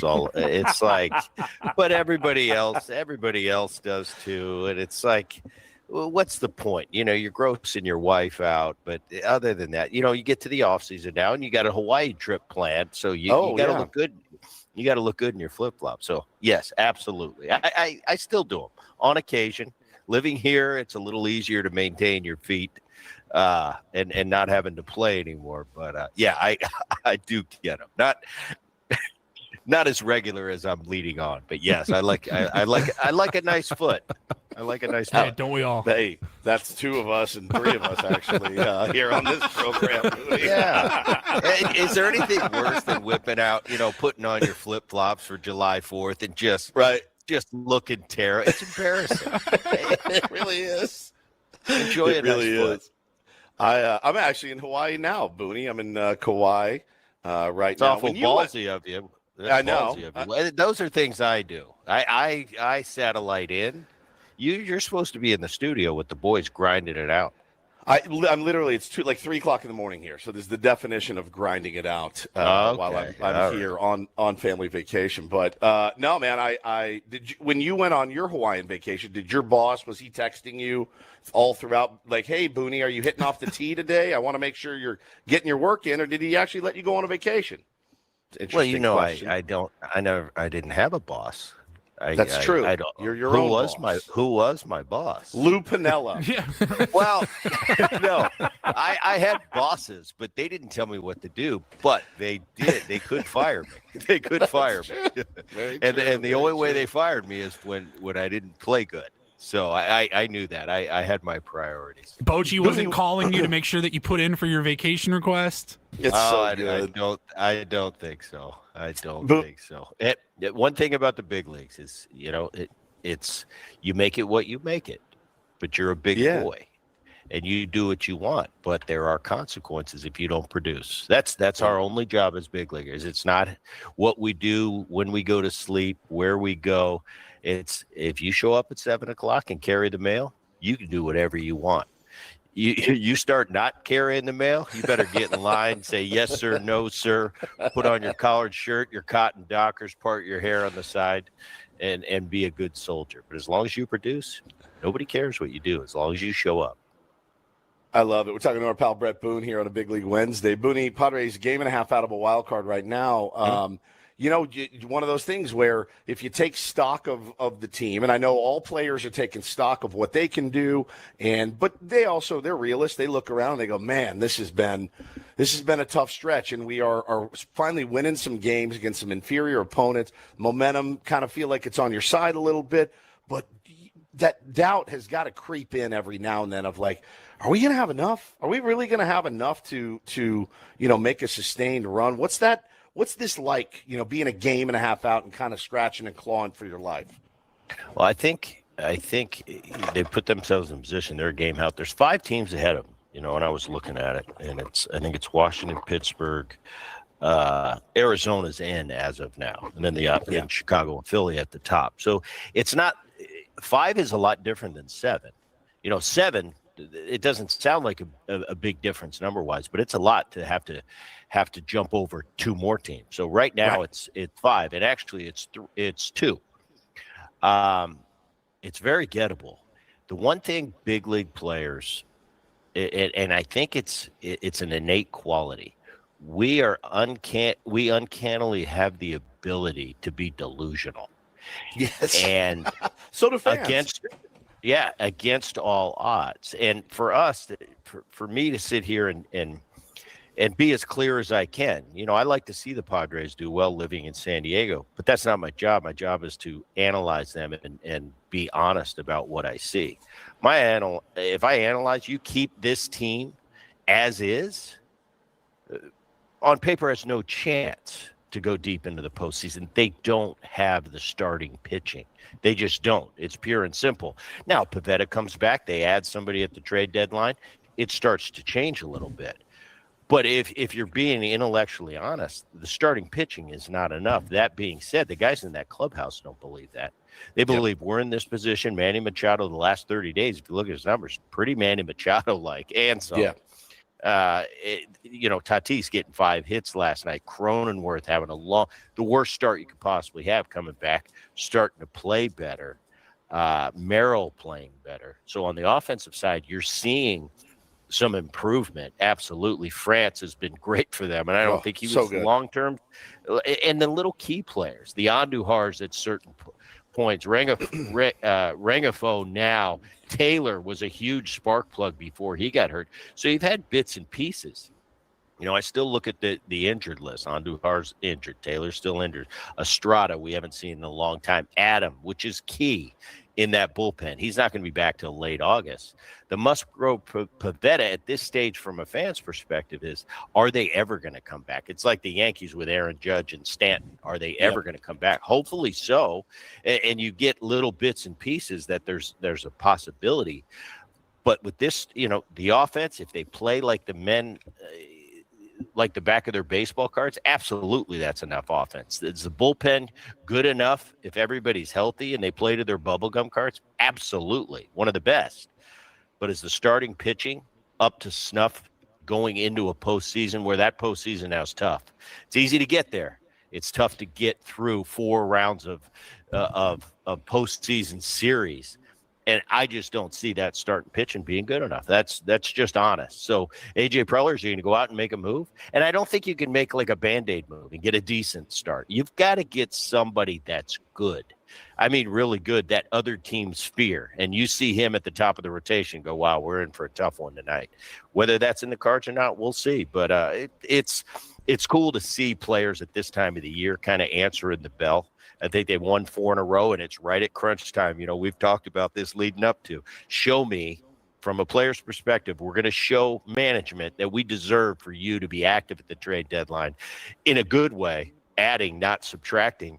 and it's a cool time for these players. And it's a little bit of a soft schedule right now. You got Colorado, who's not as bad as you think Colorado is. They don't take them for granted because they'll get you. Right. And then you got 3 with San Francisco. So leading up to the trade deadline, in the perfect world, Padres have a perfect series to show AJ Preller and management that, hey, we need to add, not subtract. Not a lot of those frontline pitchers available, though, and they're going to be expensive. Bret Boone joining us on our SDCCU fan hotline. It's not Big Bang Banking, it's better. Did have a little breaking Padres news, and I'll get your take on this, Brett, but Matt Friars has confirmed that the Padres have promoted top prospect Ethan Salas, catcher from Double-A to Triple-A. So I'll ask you, Brett, I know things are a little different now than they were when you were coming up, but what do you learn in Triple-A that you can't learn in Double-A, and that promotion process? You know, what do you generally get told by organizations about when you're moving for a level, especially a guy as young as that, still just 20 years old now, moving up to the Triple-A level? Well, I think it's just part of the maturation process. I mean, Double-A, if you've got the skill set in the mind, if you're wise beyond, mature beyond your years as a ball player, it doesn't matter. You can go Double-A right to the big leagues. Double-A is kind of the measurement. High A ball, you start to be a baseball player. Double-A, if you can hang at the Double-A level and compete and do well, that's the skill set necessary for the big leagues. Triple-A is just a little more of a polished player. You're going to be playing with older players that have been there, done that. Probably a lot of them have touched the big leagues, and you're going to start to see how big leaguers pitch. The only difference is when you go to that next level, and it's always been this way. It's Triple-A, you've got bona fide professionals that know how to do it, know how to walk, know how to talk, know how to play like a pro. Pitchers stop throwing at the Triple-A level, they're pitching. The big leagues, the only difference is it's speed. And I don't just mean velocity of a fastball. I mean speed at every corner. The infielders are a little more crisp. The arms are a little better. The defenders at each position are better. In Triple-A, you sit there and you think, oh, that shortstop, he's really good. He's going to be a big leaguer. Well, in the big leagues, everybody's as good defensively at him at every position, even on the mediocre teams. And that's the difference. It's a speed thing. And that's all he's got to get to now. But I think from a psychological standpoint for a young 20-year-old catcher, it's awesome. Like, all right, I did Double-A, Matt. Now I'm in Triple-A. And even though a lot of guys can jump straight from Double-A these days, and even in my day, if you could play Double-A, you go to the big leagues. From a mental standpoint, it's conquering that level and going to the next level. And somehow, even though you can go from Double-A, you're in Triple-A going, I'm one step away. There's nowhere else to go except for up. In Double-A, there's still a place you can go, and that's Triple-A.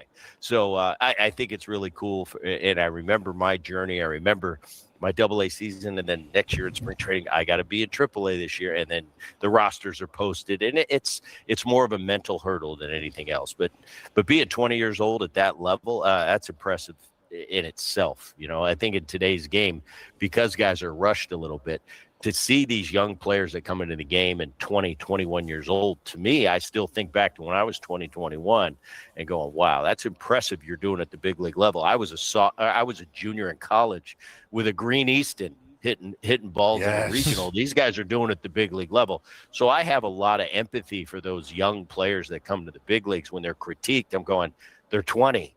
They're 21. Do you realize how ridiculous it is? You're playing in the big leagues at 21, let alone the critique. They'll learn if they're good enough, they'll be. And usually when those 20-year-olds, 21-year-olds get to that high of a level that quick, it's not really a debate on whether they have the skill set to do it. Booney, appreciate it. We're a little out of time today, but next week we're going to have Paulie reach out to you. Woods will be traveling, so we might have some extra time for you if you are available. But as always, appreciate your insight. Thank you so much.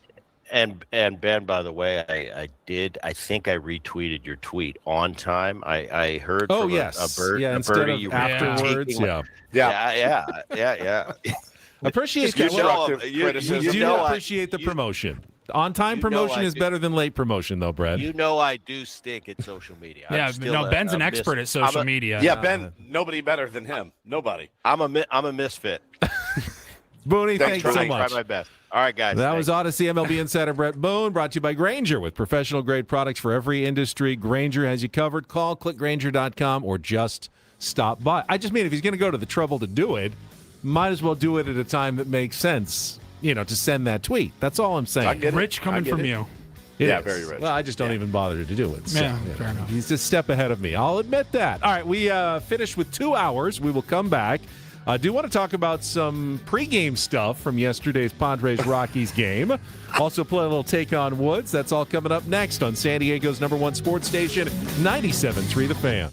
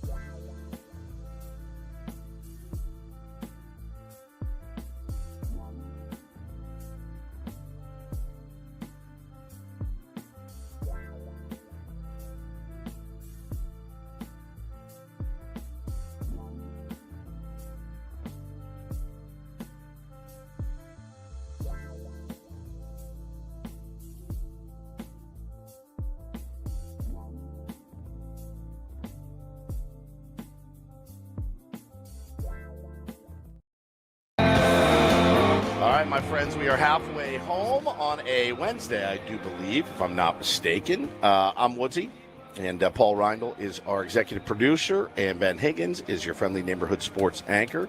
And we are coming to you live from two different locations based on our very thankful for the technology that allows us to do this. But how's it sounding? Still sounding good? Perfect. All good. You sound great. Good. It does. It does sound great. It's still pitch black here. Just as pitch black as it can be. Waiting for the sun to come up. See if the sun comes up at all. And then we will be heading on a boat tour of the Nepali coast later, weather permitting. Are you authorized to be on this boat, or are you going to be like stowaways who get kicked off halfway through the cruise? Yeah, we paid for this one for sure. We do it every year. Not going to try to sneak on or crash their party. They make these decent I'm looking forward to the sandwiches. They have good sandwiches on board. Yeah. You like sandwiches out there? I do, and I think we all do. Oh, yeah. And you get on board. You're supposed to snorkel. They take you to some cool spots, and they take you into some caves, and it gets rough. It gets choppy out there. It's fun.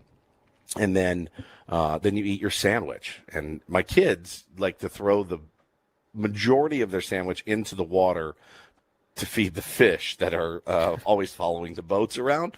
So they don't even get really much nutrition, but they love to get their sandwiches and just start peeling turkey and bread and name it, throwing it in the water to feed the fish. So looking forward to that today. Hopefully it works out. If not, I have no idea what we're going to do because I cleaned the hardware store out of baseball cards yesterday. They have none left. Well, since you're going to be going on your boat cruise a little bit early, we should probably get to some more Padres topics before the end of the program. Do I need to? I'll just try. Should I go in and clock out for the time that I'm going to be leaving you early? You probably should. I just saw Adam poke his head in the window. Next break. So he's definitely here, so we can check with him. I thought he was on vacation. Status. No, he's here all week. When does he leave for vacation? I think Friday, maybe. Oh, okay, cool. He's probably put it in the calendar, though, if you want to check it. So that's fair. Can we talk about the pregame scrum in the clubhouse? Holy crap! With our fearless leader, Manny Machado. What in the world? Had some choice comments. A little spicy yesterday with the media. The gathered scrum with AJ and Sammy Levitt and a few of the other local reporters in town. Wasn't exactly thrilled with I would call it the lack of faith. The Padres, for the faithful, he doesn't feel like, well, I guess us in particular in the local media have exhibited enough faith in the 2026 San Diego Padres. Here's what Manny had to say before yesterday's win. What's it been like seeing Jackson kind of catch fire here? I think everyone, man. I think not just himself. I think there's a lot of good players right now that are doing their job, and we're kind of rolling as a group. I think all of you guys, not fans, that's for you guys watching, reporters in front of me, I don't think you guys saw us doing this or getting here, but here we are. And, I think we're going to finish off strong as a group. Wait, didn't see you guys coming back from that too much? Yeah, I mean, you guys love writing negative about us all year, so hopefully just some positives start coming out. Does it take a minute, do you think, when you have a new manager, a new coaching staff, a lot? Does it take a minute to just sort of click sometimes? Do you think that had anything to do with it? I think, listen, we're not idiots around here. I think at the end of the day, we weren't having a good year. We weren't hitting. When you're not hitting, what's going to happen? You're going to lose. It's plain and simple. It's black and white. There's nothing really more to it. It's just we weren't doing our job, and as a result of that, we weren't getting the results that we wanted. How are you feeling at the plate? Obviously, you've been performing pretty well here. He goes on and talks about how he's feeling. Did anything change for you? I think those 4 days helped out big time. That definitely helped out a little bit. But no, man, just honestly, Annie, it's keeping the consistent stroke, staying with your approach and trying to be more consistent with it and not giving up any at-bats and going out there and trusting the process that I've been putting out before the game and taking out to the field. All right, Woods. That's Manny Machado, who, I think I understand what he's saying at the very least. He clearly agrees the Padres were not playing very well in the first half of the season, right? He said it himself, if I remember correctly. Yeah. I mean, he was talking, here's the thing. There's another clip, too, and I think he was talking to A.J. Cassavell. And, he gets a little kind of a little petty, a little bitchy, I think. And he's like, well, why don't you tell me? He's done this before. Like, we've seen all of this. Like, there's nothing new. Nothing blew my hair back. I did think to myself, all right, like, I do like I'm going to put my neck out there so that I have to go out and have a good game tonight. like I better go out and perform and get some hits and have a clutch hit. And, the stealing of third base was insane. It literally kind of negated his entire game for me when he did that. I thought it was ridiculous. I think he knows better. Certainly a dumb move. And he doesn't do things like that. He just doesn't. That's not something he does a lot of. I do feel partly, and I tweeted last night, whatever you guys are writing about him that's pissing him off, that's making him play better, keep writing it, because that's what you want. I don't care what he says. I care what he does. Like, I want to see him. If they have to take this mentality of it's us against you guys, great. Whatever you need to tell yourself. I mean, we have sat here and we have listened to Dave Roberts and other Dodgers say, man, nobody believed in us. Nobody thought we had a chance to win this World Series. We've heard all that crap. Michael Jordan was an expert. Kobe Bryant was an expert.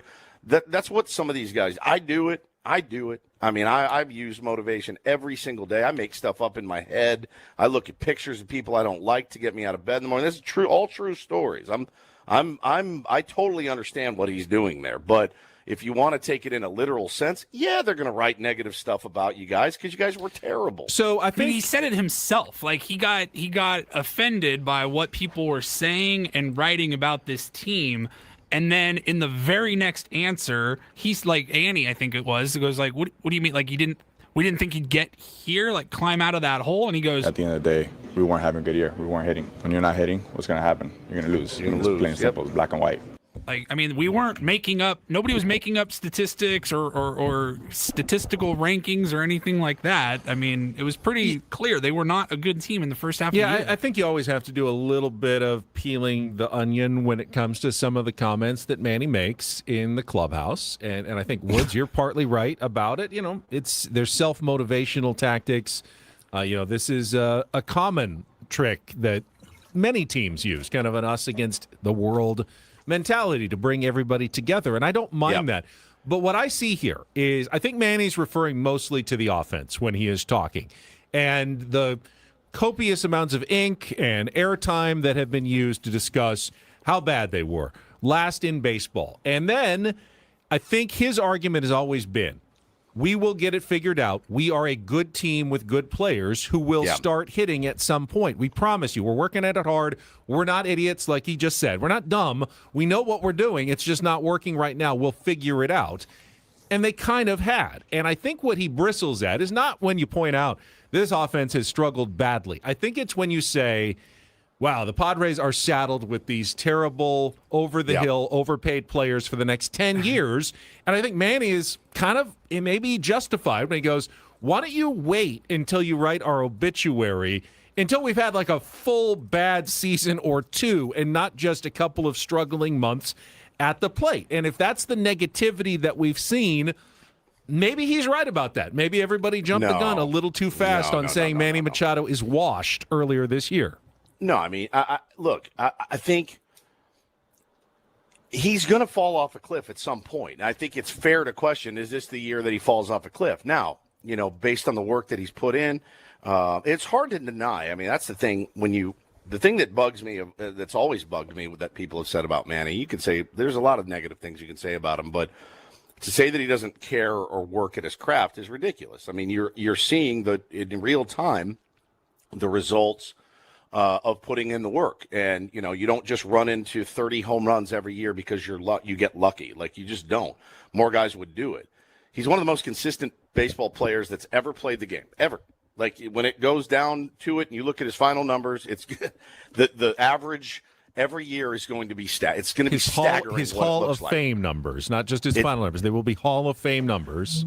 Yeah, and so I think, when he says I didn't get the sense from him early in the season, though, that he was saying, like, don't worry, we'll figure it out. We'll figure it out. And you can't just write articles or do radio shows like, no, they'll figure it out. They'll figure it out. I think it's fair to question, man, is this the year that he's going to fall off the cliff? And these are the problems, I guess, that you face when you make that much money and you're that highly paid and you're the, face or voice of the team. Like that, they're going to ask these questions forever. And here's the other thing. He's not very good with the media. We know that. Like, this is nothing new. When I saw it, I went, oh, great, Manny being Manny, right? But, for me, I didn't like the comments in the fact that, yeah, man, it was bad. It was bad. It was really bad. And I think it's okay to say it's bad. And he even said, I suck. 45 days ago to AC, he goes, I suck. You can say it. It's not this, it's not that. I suck. My numbers are bad. I suck. That's accountability, certainly. But I just, he's not great with the media. But if he's using this to fire him and the team up, have a ball, man. I don't care. I couldn't care less. I simply will acknowledge the fact that we talked a ton in the first half of the season, but, is this the end? Is Manny finally hitting his decline? And if he wants to point out the fact that he has actually been red hot for the last month, and we did not have faith that was going to happen. Maybe he deserves to rub it in our faces just a little bit. Sure. Like I said, I'll wear it. I'm Ron Burgundy. I don't know if that's the real Ron Burgundy. Says, I agree with Manny. Too many in this town love to find a reason to hate. Y'all want to be the first to point out something that sucks. We actually get accused of the opposite, Ron, so I'm not sure what your point is directly here. But, again, you can't. It bothers me when you're. It's a little gaslighty to be like, why would you write something negative? We're actually really good. That's true.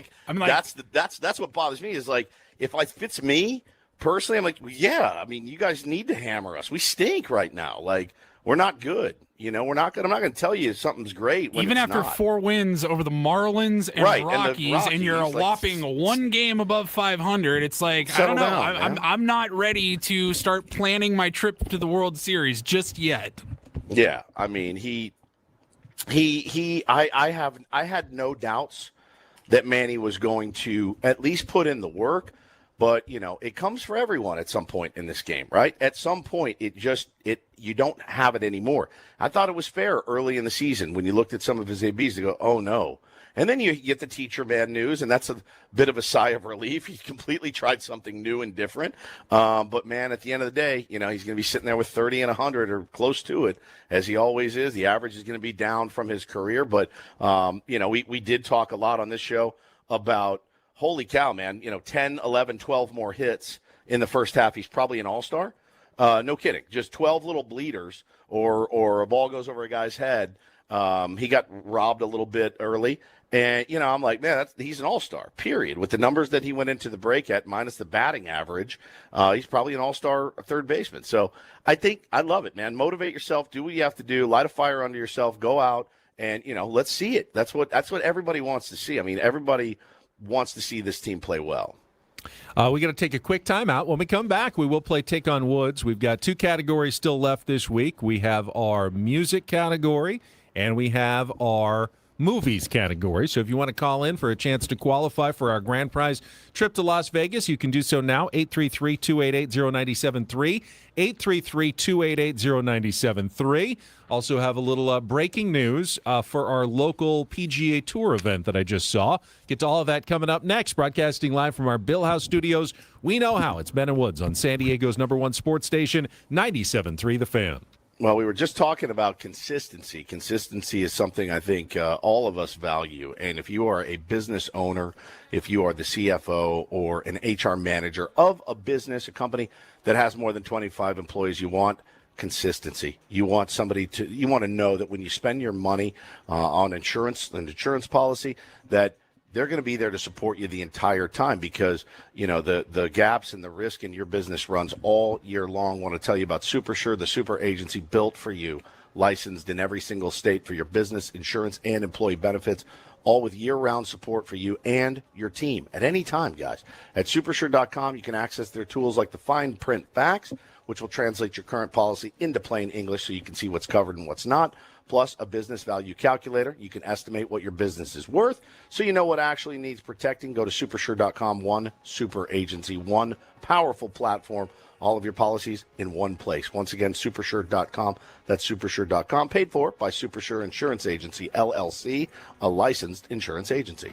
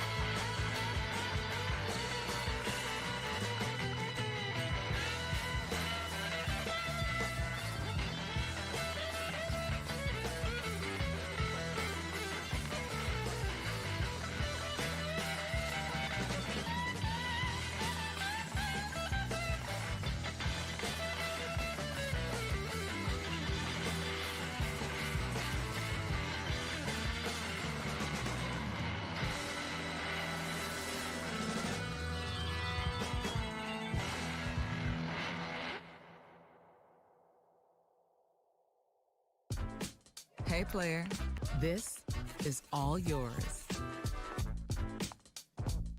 This room with this view. This speakeasy with this cocktail. Hey, could you make that too? This spa with this. Ah. And this pool on this roof. This is all for you. The all-new Hamul Casino Resort, now open.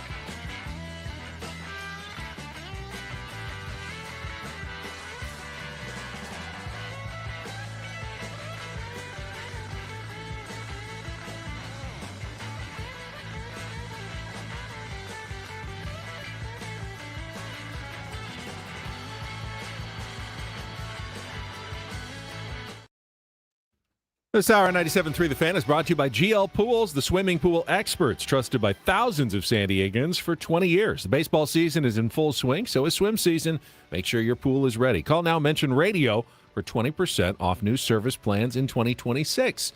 Woods just went to get some yogurt at his place in Kauai. Since he's away, let's start our game, and then we'll invite him back after our contestant goes and take on Woods.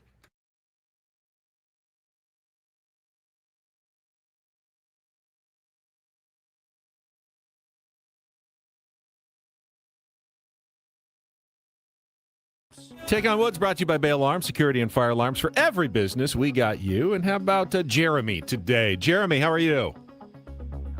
I'm good. How are you? I'm good. I know you know the rules, so let's just say if you can beat or tie Woods, you will qualify for our grand prize monthly drawing, a 2-night stay at the Fontainebleau Las Vegas and a $150 food and beverage credit. Book your stay at the Fontainebleau. Enjoy their pools by going to FontainebleauLasVegas.com. All right, your two choices are music, say anything.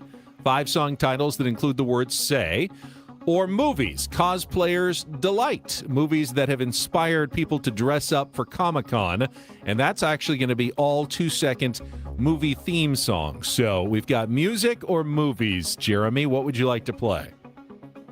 Let's go with movies. Movies. All right. Inspired by Comic-Con. Tier 1 Dexter sent this category of movie classics that have inspired cosplayers for decades, and we've got all 2-second movie song themes and scores. I know I would kill this category. Let's see how Jeremy would do and how Woods will do in 60 seconds. So Paulie's going to play each in turn.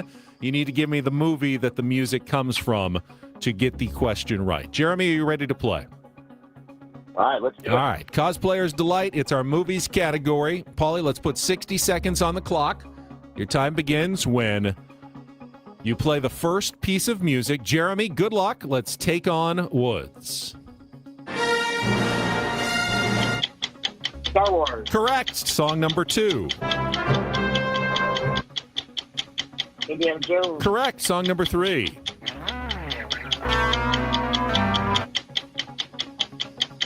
Okay. Song number 4.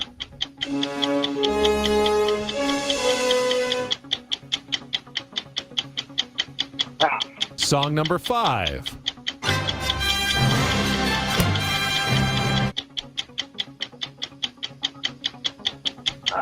All right, let's go back to song number 3. Ghostbusters. Correct. Song number 4.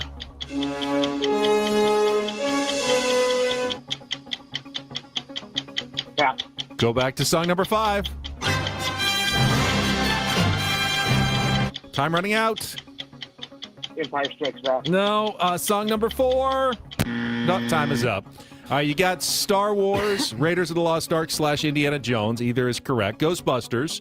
Back to the Future was number 4, and Superman was number 5. So 3 is your score. Jeremy, hang on the line. Paulie, text Woods to come back from his yogurt break. We'll see how he does. These are all huge classics. All right, here he comes back. Woods, we've got a movies category. Hello, welcome back. How's your yogurt? You good? It was really, really, really good. Yeah. All right, we got movies category. Some local Hawaiian granola in it, and it was unbelievable. Nice. All right, movies category, cosplayers delight. Movies that inspire people to dress up as their main characters, and it's all music today. So you have to identify the movie based on their famous theme music. Are you ready to play?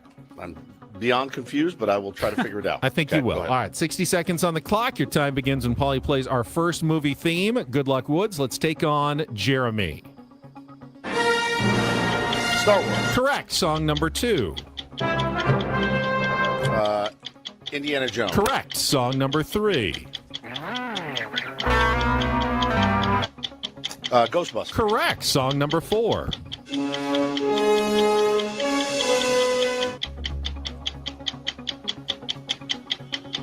I know it. I'll come back to it. Song number 5.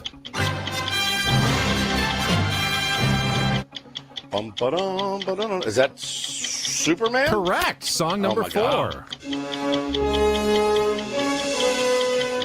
God, What is that? I don't know. I'm out. Yeah, I got 4, and you got a win. Very good. Yes. The only one you did not get, Back to the Future. Back to the Future. Very well played.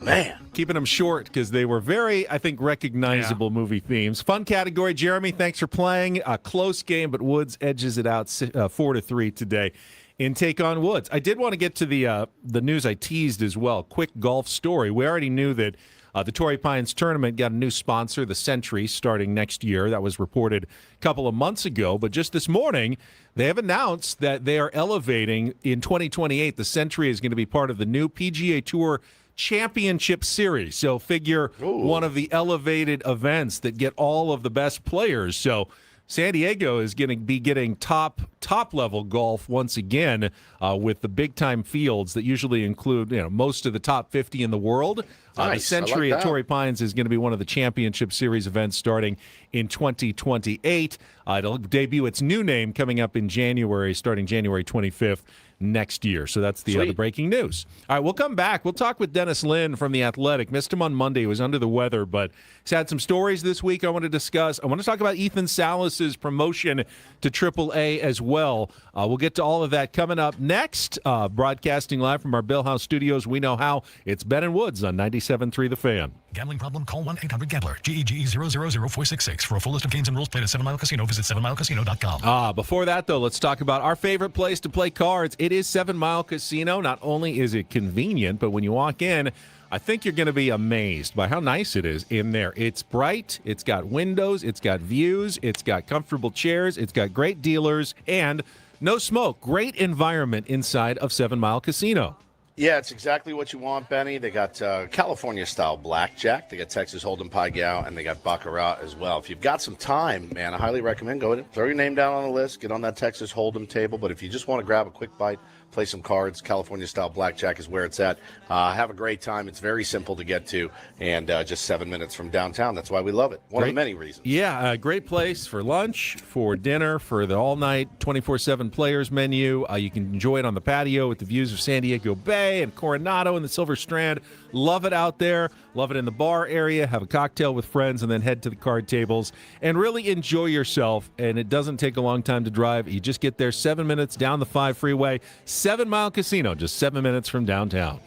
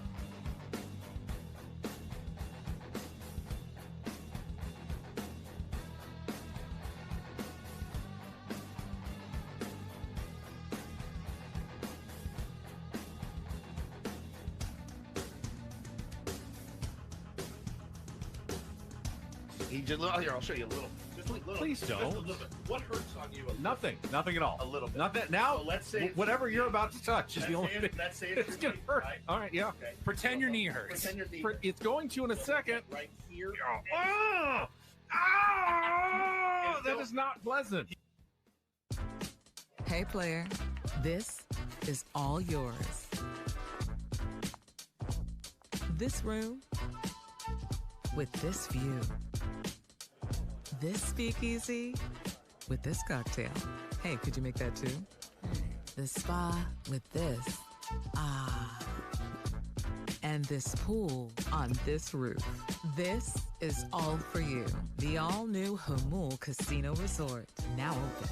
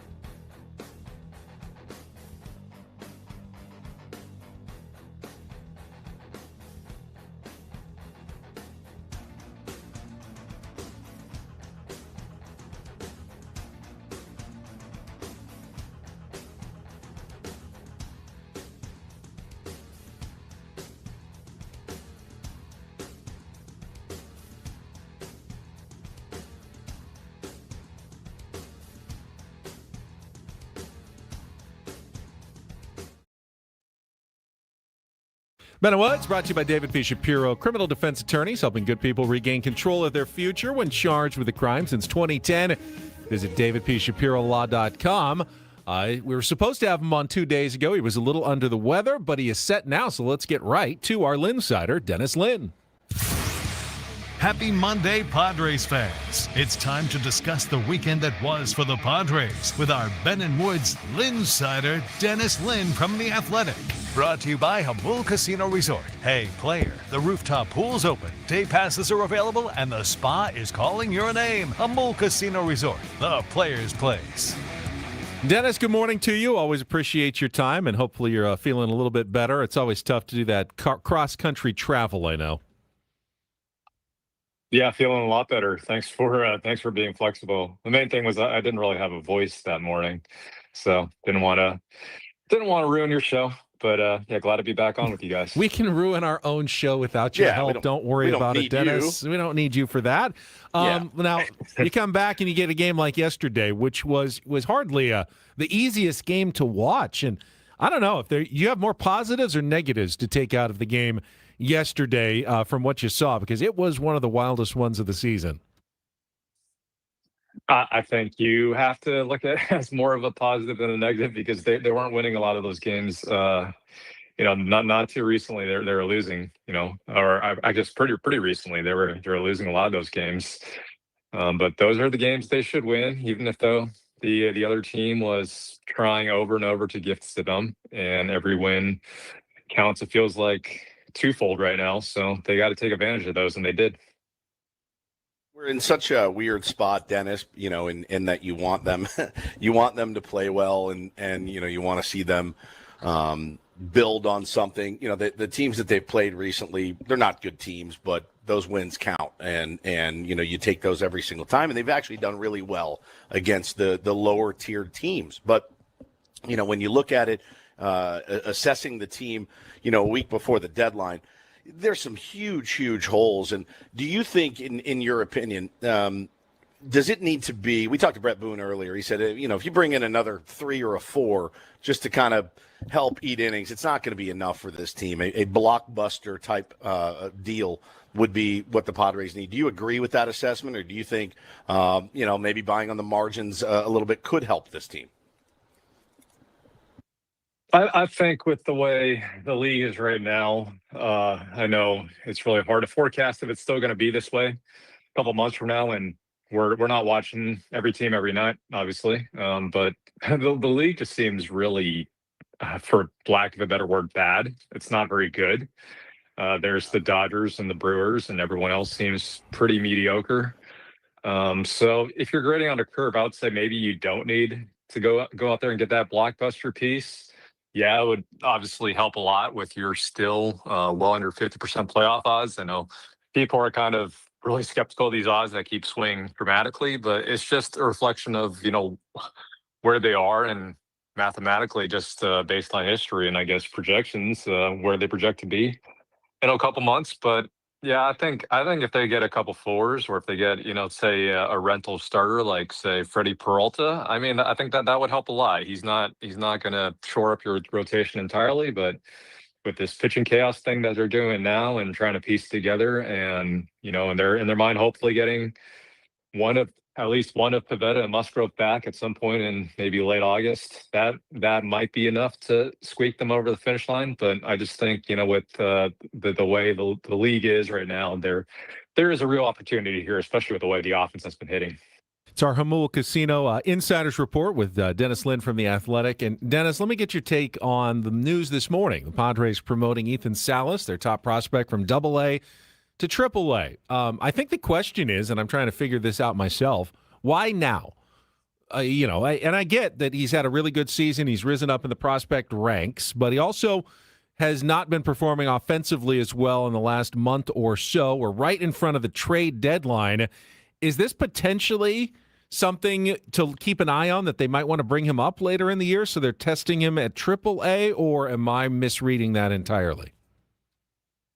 Have you guys ever seen that clip of NBA analysts for ESPN, Brian Windhorst, going, why would they do that? What's going on in Utah? Okay, yeah, you guys are online just like me, right? Yeah. So that was kind of what I thought of. But I mean, this has probably been delayed by the fact that he had an oblique injury last month, and that slowed him down a little bit. But I also look at his offensive numbers since the end of May. He doesn't have a home run since the end of May.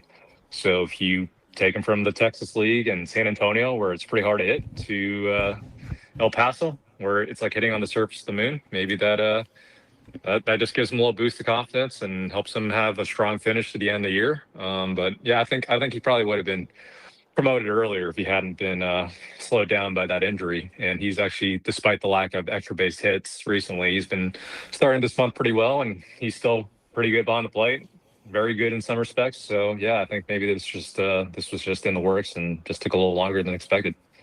Yeah, of course, we're all, you see that move a week before the deadline, and you start going, are they showcasing it? Like, what's happening? Like, if you're on Ethan Salas and you want Ethan Salas in your organization, you know what he's capable of. And I don't think it matters what level he's at, but it's certainly, the timing is weird, Dennis. And I thought, honestly, the timing of Manny Machado was a little weird yesterday in the clubhouse before the game. I know, I think you've probably caught the ire of Manny Machado before. I do, after 7,900 at bats in the big leagues, this guy's been around the block a couple of times. What were your thoughts on Manny's comments yesterday? Yeah, I wasn't in that scrum, but I did see the audio, or see the video and hear the audio later. Not surprised that he would say something like that. I mean, he's probably the only guy in that clubhouse who would. I guess what you can appreciate about it is he's going to say what's on his mind, as opposed to keeping it in. A lot of times, I mean, there have been various instances throughout the years of Manny saying things that you just wouldn't hear other guys say. Maybe a lot of guys don't think those things either. That's what makes him Manny. And I think it's a little risky on his part to say, no one thought we would get to this point when when they were 500 at the time. Now they're one game over. They're still not in playoff position. So yeah, I mean, it's as a journalist, reporter, whatever he calls us, I kind of love it. It's it kind of paints a target on his back. So if he wants to invite more of that scrutiny, go ahead, Manny. It's weird, too, because he's like Bull Durham cliche master about 85% of the time. And then that other 15% is where you go, what? Like, you look at it and go, like, no. Like, what are you saying? No, no, because usually he's like, hey, man, that's just baseball, and maybe the ball's going to, start falling our way. And, I mean, it's literally like Bull Durham 101 with Crash Davis, and then that 15% then it makes you go, bro, what are you doing right now? Like, it's so funny. Yeah, I go back to Brian Windhorst again. Why would he do that? Why would he say that? I think he might, when he went off about advanced analytics or advanced metrics, whatever you want to call them earlier this year, I think he's trying to send a message. I won't speculate exactly to who, but he's got reasons for saying what he says, and I think he's just as curious as everyone else to see what happens this deadline, because it seems even more unpredictable than usual. And I mean, I'm sure he would love most of his teammates to stay and not do some kind of combination of selling and buying, but we'll see. Dennis, that surprised me too. When they went and asked him, now we haven't talked about this yet today, fellas, but when they asked Manny, as they do every trade deadline, as they just did Bryce Harper in Philly, and Bryce came out openly and goes, yeah, we need help. And they said, what do you need? It was a bat and an arm. And, we need reinforcements. And, when they asked Manny this year, he's not been shy before about saying, no, we need some help. Hopefully AJ does it. He was like, I don't know. We've been through this before. They're going to do what they do. I thought it was a really interesting turn for him. Yeah, you have to remember this guy, he was really, really close with Peter Seidler, like way closer. I'm sure if you I don't know how you quantify this, but I don't know if any player and owner in baseball were closer. And things have been run very differently since Peter passed, unfortunately. And whether that's, for the best or for worse for the future of the franchise, I mean, the financial, or I guess the lack of spending that's happened since Peter's passing. I mean, I guess that's what we'll find out in the long term, but it's just been a very different organization since Peter's been gone. So, obviously Manny feels that more than anyone in that clubhouse, and there's a lot of things he's not exactly pleased about. Or I don't think you need to infer that. I mean, it's pretty obvious that he prefers the way it used to be run. I don't know if we'll go back to that ever again. We'll see under Jose Feliciano and Kwanzaa Jones, assuming they get approved at some point in coming weeks. But it's just a different organization than the Manny was used to before. Dennis, you wrote earlier this week about the art of the 3-team deal in The Athletic. With the trade deadline coming up, AJ Preller, how important might it be to be able to pull off one of those trades? Because if the Padres are using any of their current big leaguers to try to acquire talent from another team, that team's probably going to be in the hunt and not willing to give up stuff that's going to help the Padres now. So in my mind, that makes the Padres ripe for a 3-team trade at the moment, because they don't have as much minor league capital as some of the other teams that might be, putting up offers together right now. Yeah, that's a really good point, Ben. I will say that was actually not my story. That was a couple of my colleagues, so they could probably give you a better answer on three-team trades. But yeah, I mean, AJ Preller's been part of those before. He's not like the Tampa Bay Rays, who've done a ton of those. But yeah, if you've got limited prospect capital and maybe limited financial flexibility, one way to get creative, and we know AJ's not shy about trying to get creative, is a 3-team trade. Dennis, your kind of thoughts right now as far as the more I watch and each day that passes, I think Mason Miller is probably going to stay in San Diego. I can't imagine. There's teams that are desperate for Mason Miller. What team wouldn't be? He is just absolutely incredible. Last night, watching him just mow guys down, it never gets old, and it's something I'd like to see here for a long time. But Adrian Morejon is a different story, and love Adrian, came up in this organization. How hard do you think it would be for them to part with Adrian, and what kind of return do you think he could get? It would be as hard as any rental they've ever traded. Not that they've traded many rentals for the last several years, because there just is. It's true that there's like an emotional attachment here for AJ Preller and other people in this organization. They signed him a full decade ago for a ton of money, and it was really a long slog to get to where he is now, where he's arguably the best lefty reliever in the game. And that's not just me talking. That's people outside the Padres. Obviously, the Padres feel that way, but people outside the Padres say, he might be better than Josh Hader now, even though he hasn't really been a closer for, an extended stretch of time. There's plenty of teams who think he could do it, especially in free agency. He's definitely going to get paid. But yeah, it'd be really tough. I think the chances continue to drop as they continue to rise in the standings, or at least keep pace. And by the way, they're only a couple games back in the Phillies for that number 2 wild card spot. So I don't know what they do if they trade him as far as a lefty leverage reliever, because they don't really have alternatives right now. I don't know how they're going to get out Shohei Ohtani if they make it to the playoffs and have to face him there. They don't have Adrian Morejon, so I personally would put the chances below 50%, but also it's just smart business to continue listening on him, because I don't think they're going to be able to afford to re-sign him in the offseason with how many other needs they have. So, yeah, I think this one's going to come down to the wire. I know the Yankees have a scout here in San Diego. They've had a scout in the Padres, or multiple scouts at times, for the past several weeks. So they're watching very closely. They obviously saw Mason blow the Rockies away last night. But, yeah, to your point, yeah, it's just going to take a Godfather offer for them to give him up. And for Adrian, even though he's a rental, like I said, I think it's going to take I don't know what the term is between Godfather and like really, really good offer, but it would have to be maybe like a Dax Kilby type with the Yankees. And I don't know if the Yankees are going to give up one of their best prospects for a rental. Finally, Dennis, the Athletic had some reporting on the Padres sale last week. Are we hearing anything? It doesn't seem like anything's going to happen, obviously, before the trade deadline, but maybe soon thereafter, it could become official with the new owners? Yeah, that's what I understand. Maybe first half of August. There's still some things that need to be worked out, but yeah, they got the paperwork in, Feliciano and Jones, that they needed to try to move this thing to a vote, or they should move this thing to a vote at some point. But I would expect, sometime after the deadline, we'll start hearing about things really moving on that front. So what that means in the meantime for their financial flexibility, it's really hard to say.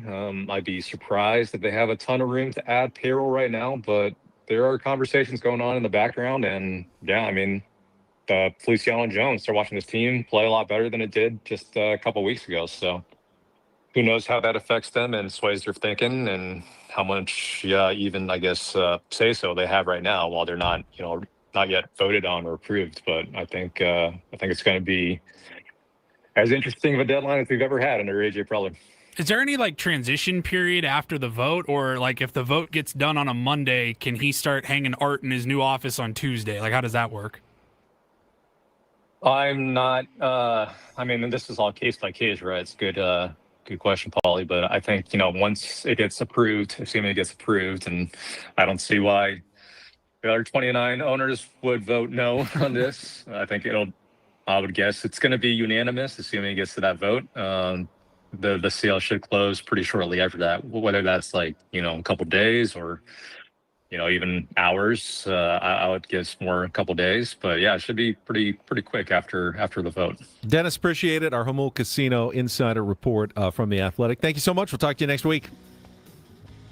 All right, thanks, guys. There he is, Dennis Lin from The Athletic. And, Paulie, from my understanding is, it's pretty instantaneous. Yeah. Now, with the Padres keeping so many of their other minority owners and even some sidlers, my guess is it's going to be a pretty smooth and not that visible transition from our perspective, at least. But we'll find out. We got an hour left. MLB Reacharound. We got a Reindl Report coming up next. Don't go away. More Bennett Woods coming up on 97.3 The Fan.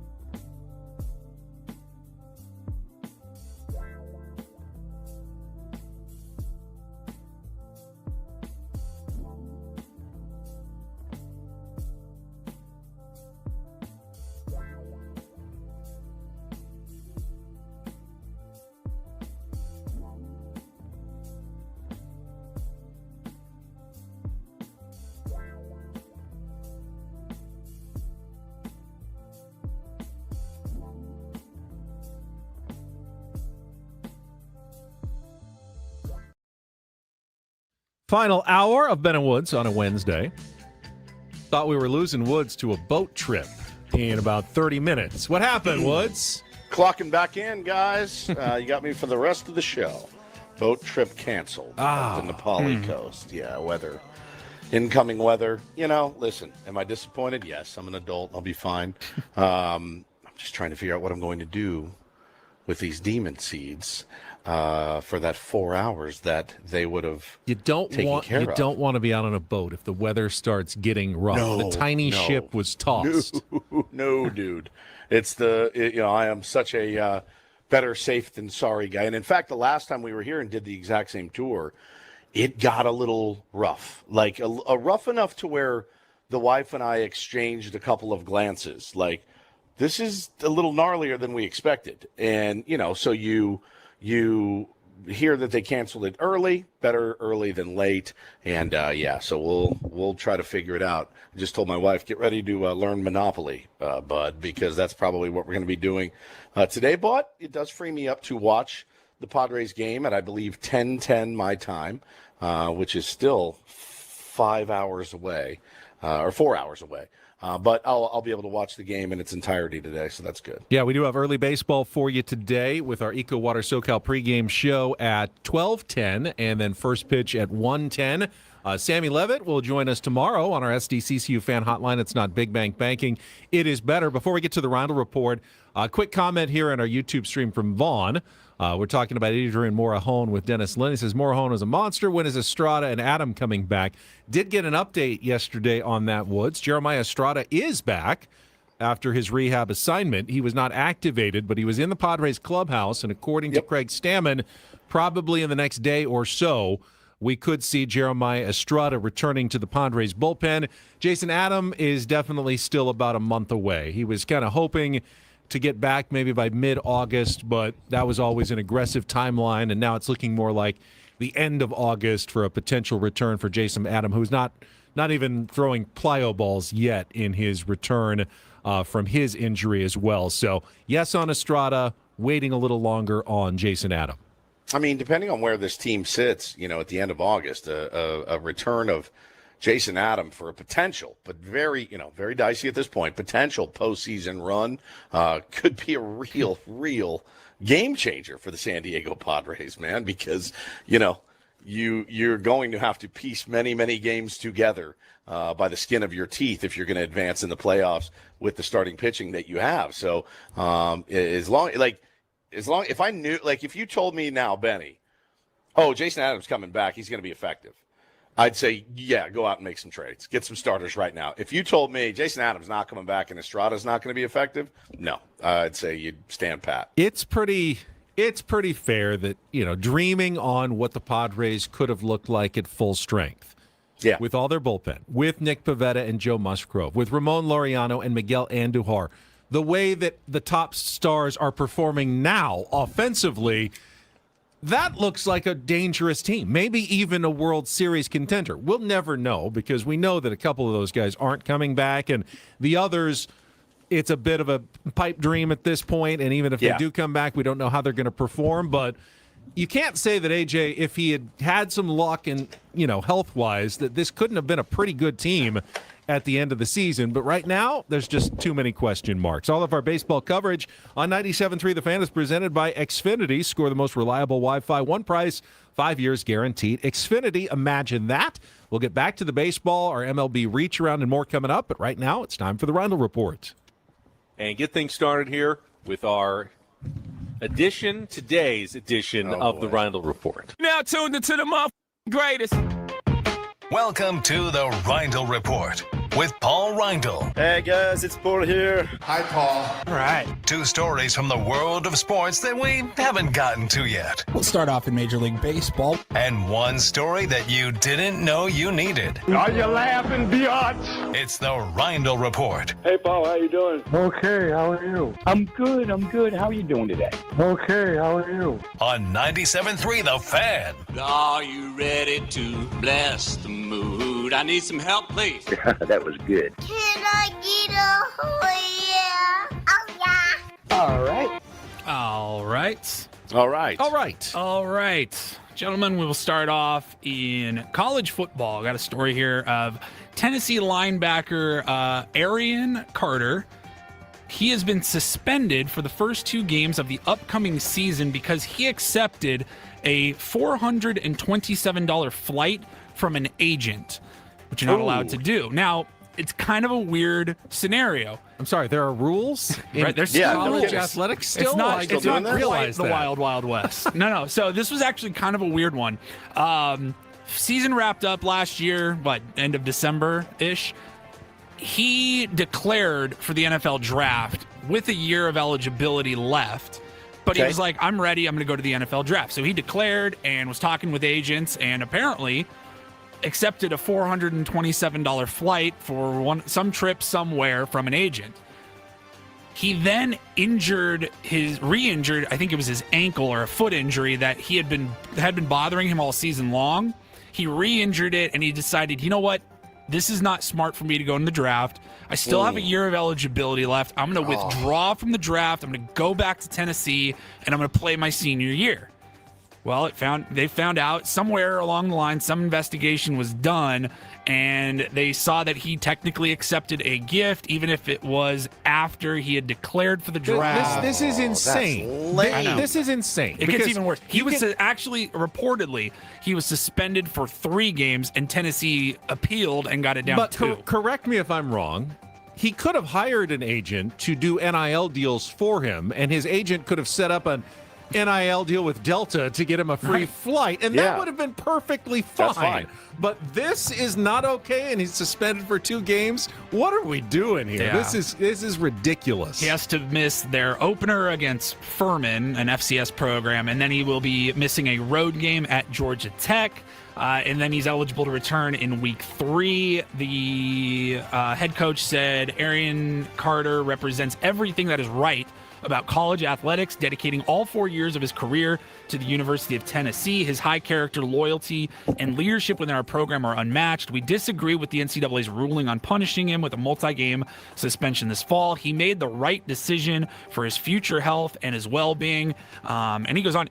He paid back the money to that agent. He wanted, I don't know if he had to legally or if he wanted a clear conscience to try to make this right on his own, but he paid the $427 back, and he still got suspended for 2 games. Well, I'm glad the NCAA is cracking down on the real criminals of college football. Holy cow. That's a joke, man. Yeah. That's a joke. Pretty wild. That's it for sports. I saw this story here, and I feel like we were just talking about this, and I thought Woodsy would appreciate this. Recently, they were doing a cleanup in the wetlands of New Jersey. Mm-hmm. And while they were cleaning it up, a volunteer found a message in a bottle. Ooh. Oh, yes. And this bottle had been floating around for 53 years. Oh, it was written. God. It was actually like a joke, like a comedy type letter written by a 9-year-old girl named Lori Blair in 1973. And the guy that found it actually shared the video and everything of him finding this bottle, and he shared it online, and the woman's sister was able to find it. The note reads, "This bottle was adrift on August 20th, 1973 on 2nd Street Beach, Ocean City, as my captors were transporting me to an island offshore in the Atlantic. Please notify my family that a band of ruthless sponge fishermen are forcing me to dive for them in shark-infested waters. Please return this note to my home. You may have saved my life. Thank you, Lori Blair." And like I said, the post reached his sister, or her sister, and she said that she was able to recognize her sister's comedy and her handwriting immediately. That's incredible. It's not okay to joke about those kind of things anymore, Lori. I'm sorry. A lot of change. Yeah, lots have changed in 50 years. She. How was she to know that that this would be, so frowned upon these days, man, comedy in general. But all right, can I say this without being judged? If I found a message in a bottle and there was a bit in it, I would be upset. Yeah, that's true. Yeah. You know what I mean? I would. I'd be like, really, oh my anything God. short of a map to buried treasure, and you're going to be kind of disappointed in the contents of the message in a bottle. Yeah, or just like a really cool, like heartfelt thing from somewhere remote. If I found it and somebody's doing like Catskills material in it, I'm not super happy with it. But man, that's kind of cool to find one. Man. Yeah. Let's see. The sister explained that she so unfortunately the woman that wrote the letter, she did pass away 7 years ago, lost a battle with cancer. The guy that found the note was surprised to find out that he has the same birthday as the girl that wrote the note, and he shipped the letter over to the woman's sister so she can have that now. But 53 years, that's pretty cool. That is cool. I think about it all the time. I love, it's part of the reason I love baseball cards is because there is an element of treasure hunting in it. You guys know I'm obsessed with this stuff. I'm planning on finding the big one, the big collection that somebody just gives me or, leaves me. I'm still going to find it someday. But I thought about like, hey man, I'm in Hawaii. That'd be cool to do a message in a bottle. My luck. I've got an idea for you. Baseball cards in the bottles. In the bottle. Yeah, put them in the bottles and sell them. Roll them up, throw them right in the bottle. Yeah. I feel like I would do it with my kids. I write my name, my email, and then some almost extinct dolphin or something would choke on the bottle and kill it, and then Hawaiian authorities would come for me and kick my door down because I know something like that would happen. Well, you're not supposed to do this, so I can't legally encourage you. But if you guys do happen to take another boat trip later on your vacation, drop it out there. Saying you'll be in the middle of the ocean, you might have the opportunity to do that. Finally, we'll wrap it up here. It feels like, I don't know, every week we're talking about a new reboot or a sequel or a revival of a classic show or movie. And I think we talked about this one I think it was last year. Remember Macaulay Culkin? He was doing a tour for the 35th anniversary of Home Alone. Sure. He spent most of his life after Home Alone kind of distancing himself from it. And recently, Macaulay Culkin's been more in the public eye, him and his wife, Brenda Song, and he's really embraced the Home Alone role and how much it meant to him in his life. He is working on a return of a Home Alone sequel. So he talked about it last year at one of the tours. It might have even been in San Diego now that I think about it. I feel like I remember us playing audio of him doing a Q&A. And he said he's already got the idea. It's his project. He really wants to do it. His idea is that Kevin McAllister from the original Home Alone is now either like a widower or a divorcee, raising a son by himself.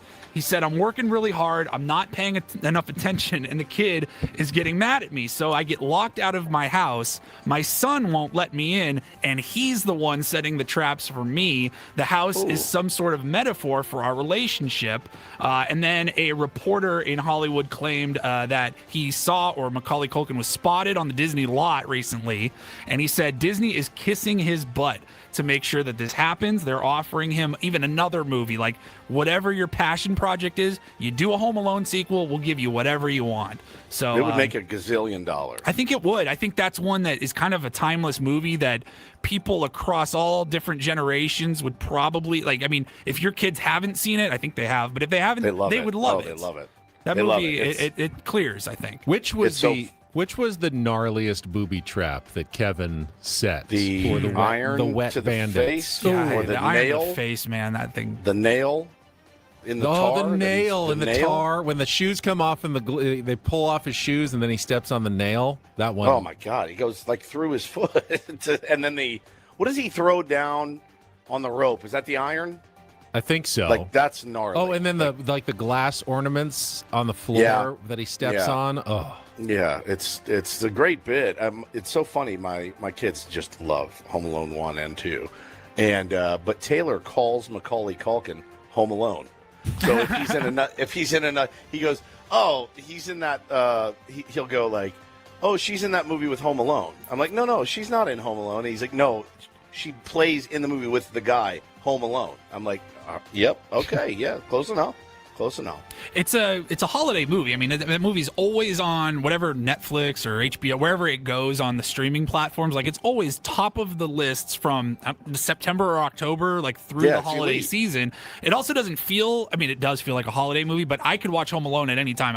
It's not like The Grinch or it's something. Not like Christmas where you're like, Vacation. I'm going to wait until December for this one or something like that. Like, Home Alone's good anytime. And Go ahead. Can I say the casting of the old man was like maybe the best casting of all time? Because that dude is like unequivocally, he's terrifying. Like, the neighbor turns out to be a really good dude. Yeah. But he is one of the scarier looking human beings I think I've ever seen. So I kind of get like that was a really well done job. That guy is scares me to death every time I see him. The hot doorknob with the doorknob was a good one too. R.I.P. Catherine O'Hara. Too bad she would not be able to be there. She would be great in the sequel. But I don't know. That reporter, that Hollywood reporter that was talking about how much Disney is kissing Macaulay Culkin's ass to get this done, I don't know that they're viewing it as just like hey, let's come back and do one. You can kind of, 36 years now, you can kind of restart the whole franchise if they want. And really, that's all Disney cares about is franchises and making money. But going to have to get a really good, really good dynamic kid actor to play his son, right? Like that's got to be the star of the show. Not Macaulay Culkin. I think 5 years ago, if this comes out, we're probably pretty annoyed with it. But they've really kind of figured out. I think they're kind of hitting their stride with a lot of the reboots and revivals that are going on right now. The generation that makes up the bulk of who's spending money these days is kind of my millennial generation, and so they're really marketing towards that nostalgia, and they're trying to hit you with the reboots, whether it's Top Gun, Scrubs, Home Alone. They're really trying to just bring everything back for another run. Paulie, thank you very much. I can't wait to see Jelly Roll in it. Is he one of the? He's the neighbor. Jelly Roll's the neighbor. Jelly Roll's the neighbor with the scary face tattoos. Yeah, that's right. Thank you, Paulie. You're welcome. Today is National Chicken Wing Day, which means I'm kind of mad that we have to wait until tomorrow to get our epic wings. I do believe they have a BOGO, buy one, get one meal deal today at Epic Wings. We will have our roundtable tomorrow where we will talk a ton about the upcoming trade deadline. 97.3 The Fan's trade deadline coverage is presented by City Cruises Live. Experiences done different, and we got a lot of baseball talk left in the show, including our MLB Reacharound. We're going to hear from Xander Bogaerts as well. Talk to our Sammy Levitt following last night's walk-off winner against the Colorado Rockies. It's all coming up next year on San Diego's #1 sports station, 97.3 The Fan.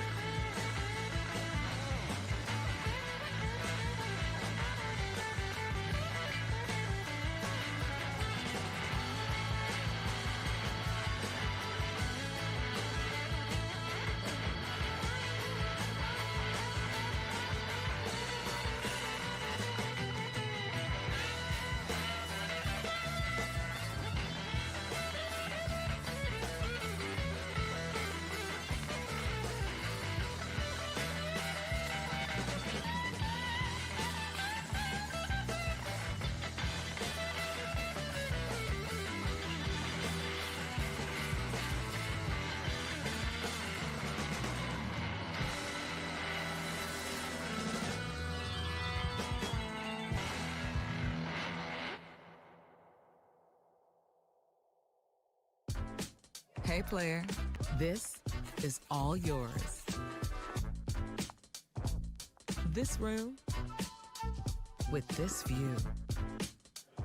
This speakeasy with this cocktail. Hey, could you make that too? The spa with this. Ah. And this pool on this roof. This is all for you. The all-new Hamul Casino Resort, now open.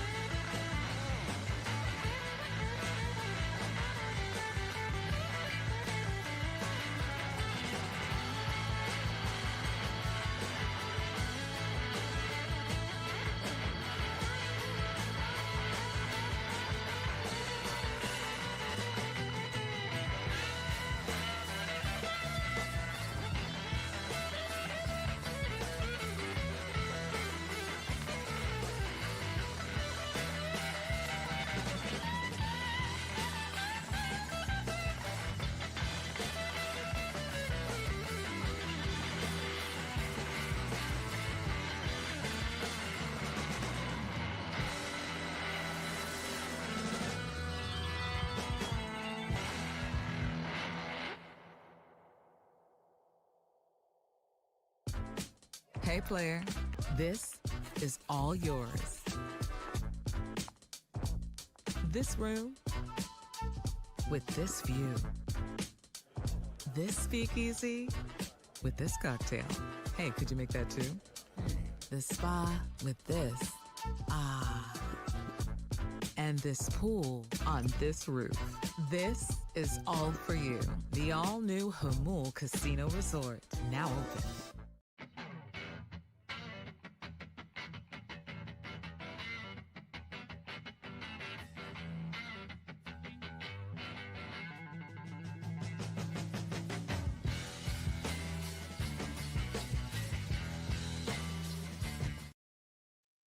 Ben and Woods brought to you by David P. Shapiro, criminal defense attorneys, helping good people regain control of their future when charged with a crime since 2010. Visit davidpshapirolaw.com.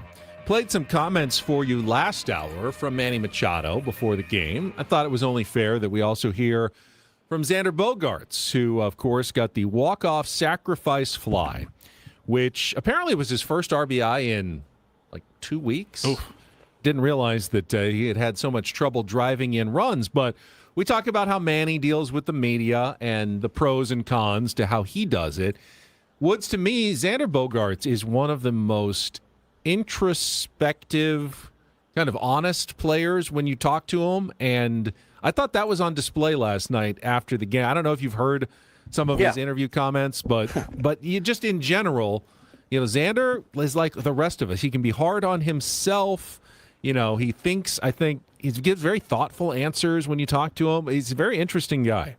He is, man, and he's a favorite of my kids. They both love Xander Bogaerts, and it's like you wish everybody was that kind of deadpan.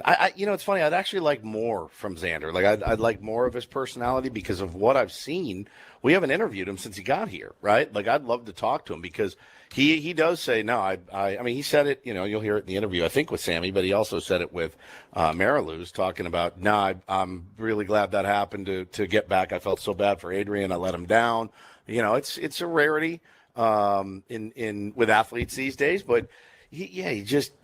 The baseball and the person are two separate things entirely. And I don't know if there's any truth behind it, but I've seen fan speculation that maybe they're going to unload Xander's contract or send him back to Boston or something like that. I don't really believe it, but this is all swirling around him, and here's what he had to say with our Sammy Levitt after the game winner last night. What a ball game. This was back and forth all night long. What did it take to win this one? I mean, we had a lot of will. We know where we are. It's not probably the position that we envision ourselves as spring training started, but we're still in it. We're giving ourselves a chance each and every day. Winning ball games. We stack up a couple wins. That'll be huge. So we had a nice couple days in Miami, and then a nice start here at home. Speaking of that series in Miami and here tonight, you guys just keep finding ways to win, really no matter what, the last 5 days. How would you describe the way this team is playing right now? Yeah, I feel like we're clicking on all cylinders. We're throwing, we're hitting, especially hitting. Got to work on my defense a little bit. It's been a little shaky these last couple weeks, but I'm thankful enough I got another chance there towards the end, and it was good to help the team out for sure. You alluded to the defense, that play in the 8th inning. As you came to the plate in the bottom of the 9th inning, were you thinking about that you had to atone for what happened in the 8th? I felt like I wanted another chance. I really messed that up for Adrian right there. I don't miss a lot of those balls. If I get 10 more of those, I'll probably make all 10. So happy to get another chance and get the W for the team. Yeah. Xander, finally, trade deadline looming. No secret, it's a big week for this ball club. How do you view this week and the opportunity this team has in front of itself? They play me to play shortstop. And help other teams. So I think AJ and his people and his staff, his scouts, his guys, I feel like they're seeing what we're doing. That's all I can say. They're seeing what we're doing. They're seeing the fight that we're showing every night, and I'll leave those decisions up to them. I gotta work on my craft to continue helping the team. Get better, but those decisions are for him for sure. Xander, great win. He's as honest as really any baseball player I've ever heard. I think he's sometimes, comes off as I don't think arrogant. Like he's right. He doesn't miss those plays very often. He's right. He doesn't. Arrogant is never a word I would use to describe Xander Bogaerts, ever. Never. I would never. Arrogance when you see it. I don't see that from him. No, he's very humble at all. He's very humble. Yeah, he is. And it's the thing, man. You always wonder, like, if I'm building a team, do I want to bring and they, it goes both ways. You see it every year. Oh, you got to get a team of veterans, guys that have done it before, and have World Series championships. With Xander, it's like he's had the peak of his career already. That's fair, right? Like anything can happen, certainly, but he won. He came up as a youngster with Boston, this great organization, and helped put them on the map and won 2 World Series with them.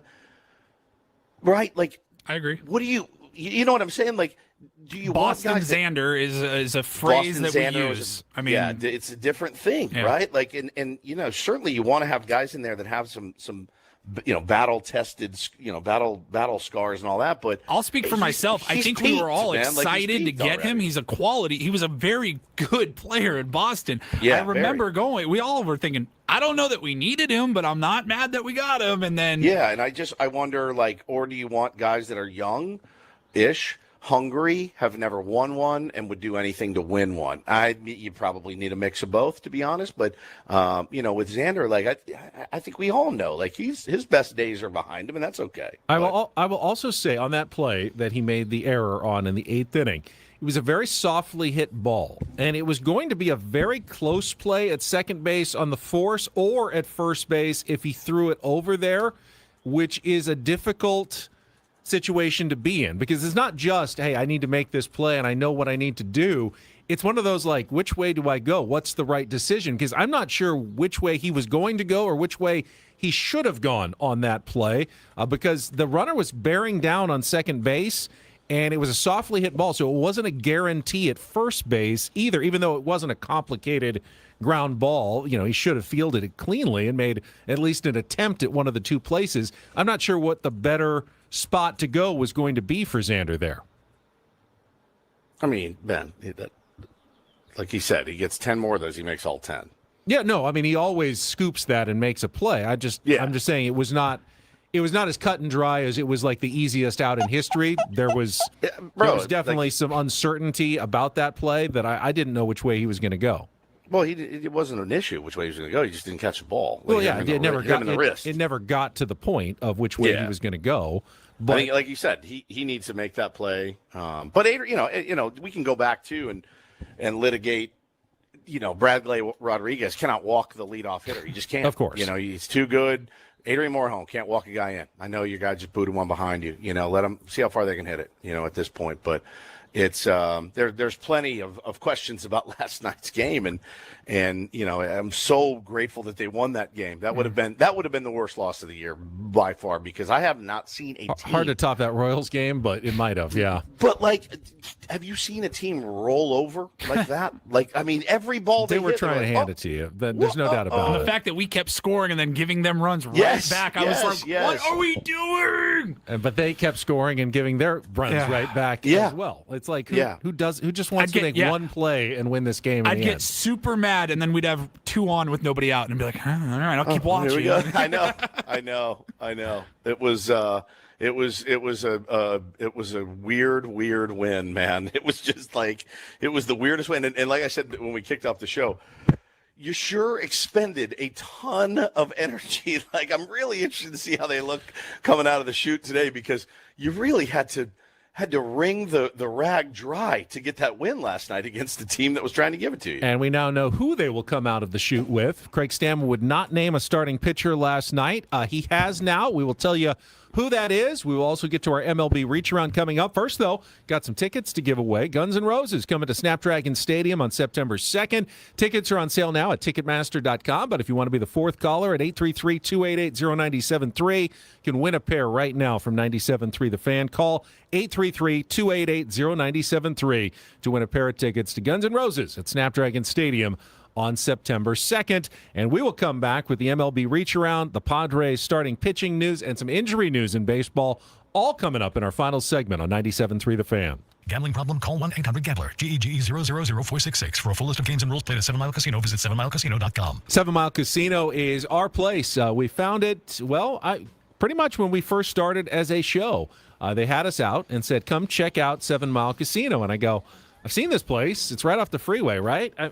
It can't be that impressive. Then I walked in and I go, wow, this spot is way nicer than it needs to be. They've got great card action. Texas Hold'em is my game. California-style blackjack is Woods' game. They also have Pai Gow and Baccarat, and it's all in a comfortable, clean, upscale atmosphere that really makes you want to come back over and over again. You know what else is my game? Pork chops. Pork chops. chops. Have a delicious pork chop, and they have delicious Kung Pao chicken. And I've had breakfast there. I've not had the brunch there, the award-winning weekend brunch. But I have had breakfast there. It was outstanding. They have great wings. Today's National Wing Day. They got incredible lemon pepper, salt and pepper wings. They're unbelievable. But I love California style blackjack the most. That's what gets me in the door to play. And they do it right at 7 Mile Casino. Best part, not going to take you all day to get down there and back. It's just 7 minutes from downtown. Friendly dealers, and it's the place to be. They take care of their high-limit players as well. Check it out today, as Wood said. 7 Mile Casino, just 7 minutes from downtown.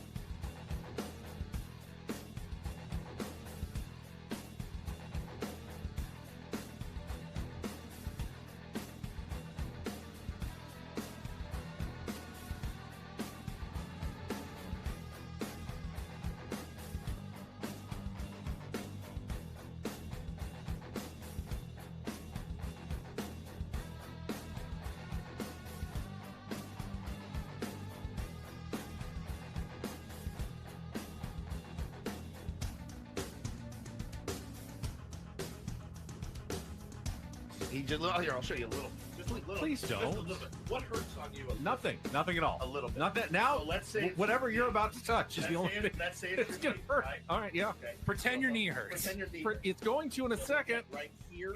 Oh, that is not pleasant. Hey, player, this is all yours. This room with this view. This speakeasy with this cocktail. Hey, could you make that too? The spa with this.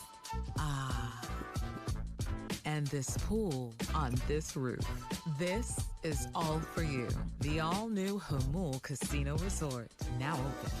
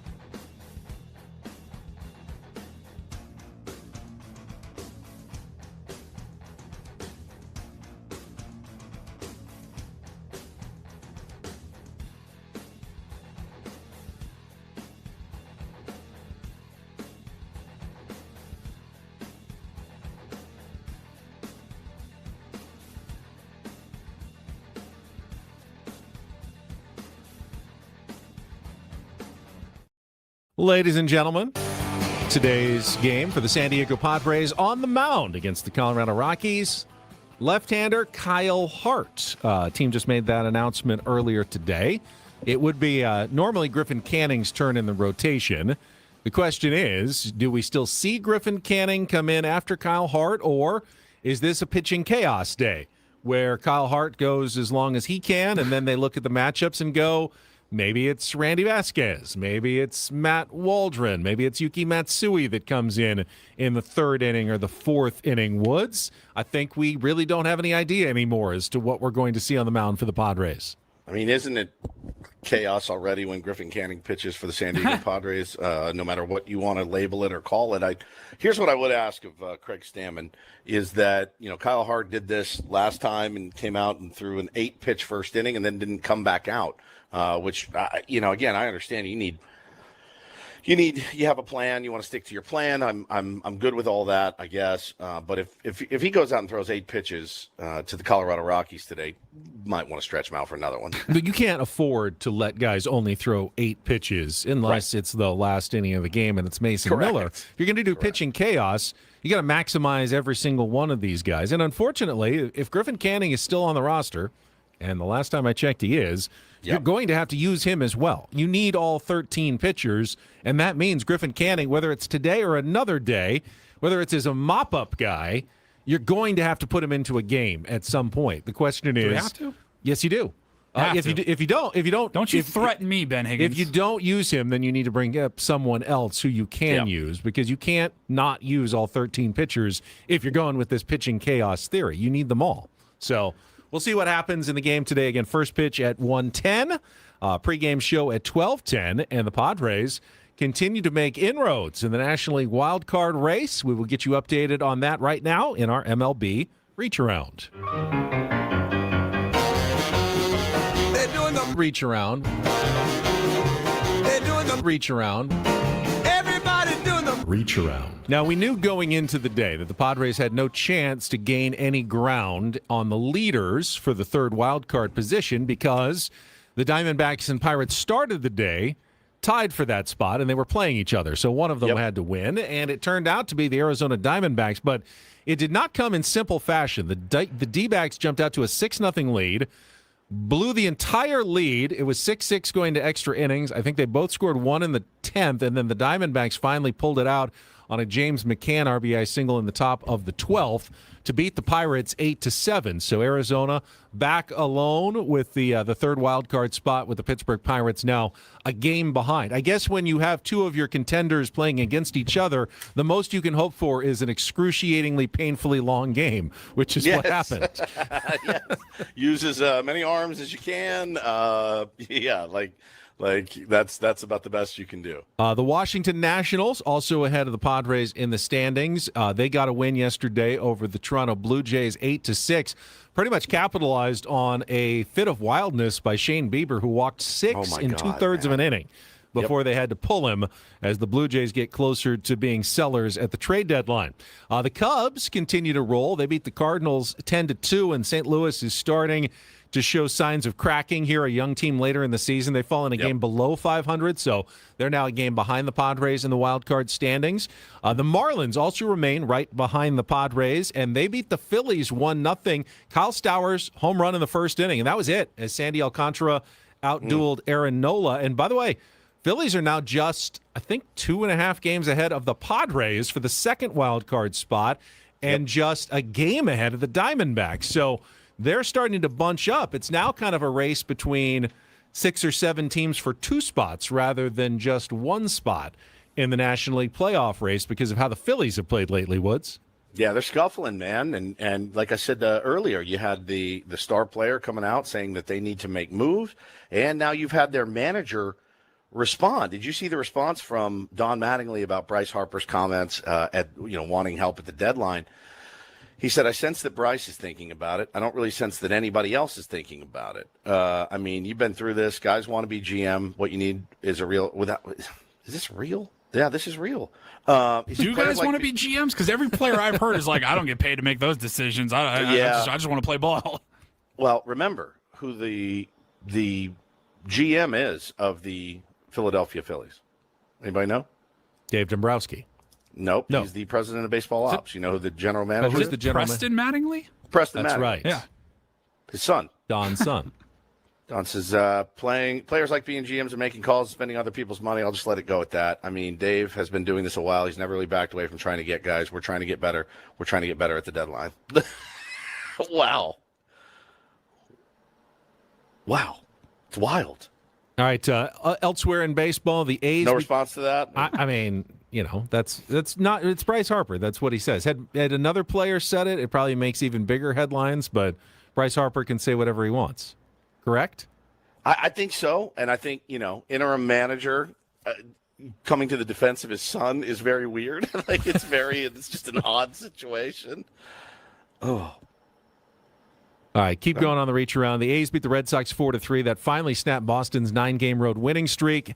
Astros topped the Angels 3-2. Yordan Alvarez had a go-ahead single in the 9th inning. Houston pulling within a game of 500. Was it yesterday's game that Yordan Alvarez hit the ball that sounded like? Oh my gosh! I sent it to Paulie. It was never heard anything like this. It was the loudest, I think, natural audio you have probably ever heard on a broadcast of a bat connecting with a baseball. It sounds made up. It sounds like somebody's making a really bad baseball movie, and they're like, "Hey, get a sound for a guy that really barrels one." And they've got the so Foley fake. artists in Hollywood trying to come up with something that sounds like a baseball bat sound, but they're way too loud and don't get it just right. It was so very Here it is. very loud. Let me boost it up a little bit. All right, get a little audio boost. See if we can make it out here.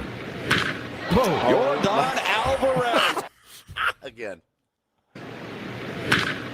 I mean, it sounds so fake.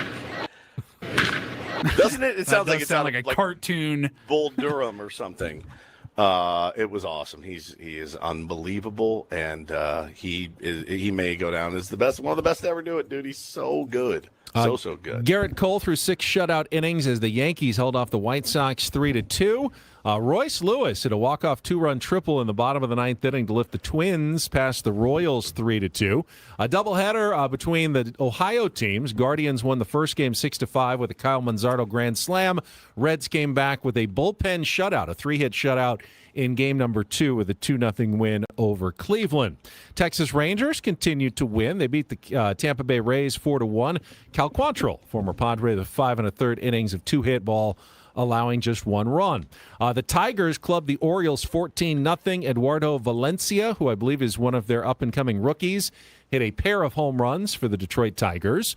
The Brewers beat the Giants 8-2, and Milwaukee is once again tied with the LA Dodgers for the best record in Major League Baseball because the Dodgers lost to the Mariners 7-6. Justin Robleski gave up 4 home runs. The Mariners hit 5 total, including 2 by Dominic Canzone. And here's the crazy stat from that game. It was the first win by the Mariners at Dodger Stadium since Ken Griffey Jr. was in the lineup for the Seattle Mariners. It was in 2009, and Griffey was in the lineup. The last time the Mariners won at Dodger Stadium was 18 years ago. So that means they play every other year. Pretty much every other year. 9 trips, and they've gotten swept every single time. That's basically how I understood that stat. Yes. Holy! I mean, that's 27 straight L's. That's a long time. That can't be right. That cannot be right. I don't know. That's what I saw. I mean, I don't think that they always played every other year back in that. I think that's a more recent development. Oh, so that might have been. Wasn't that every 3 years? Because it was you rotated. You played because the Padres and the Mariners were natural rivals. I think somehow the Dodgers have missed them a few times over that span, especially early. So I don't think it's quite that long, but it was a pretty crazy stat that I saw after the game yesterday. You're getting to the point, Dodger fan listening, you're getting to the point where the Robleski, the Emmett Sheehan, you have used them up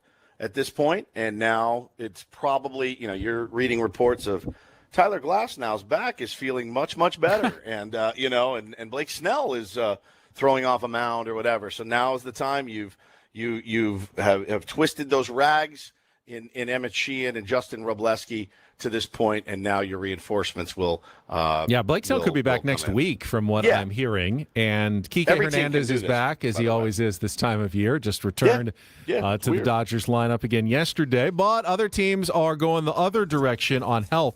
This is just brutal. The Red Sox trade for Curtis Mead. Brutal. And he ended up breaking his wrist. He got hit by a pitch 2 days ago. They did the X-rays. It is broken, so he's headed to the IL. I mean, that's 2 ABs, by the way. That's the nightmare. You trade for a guy, 2 ABs, and now he's out for most, if not all, the rest of the regular season. And the Giants have placed Aztec for life Casey Schmidt on the IL with a torn meniscus.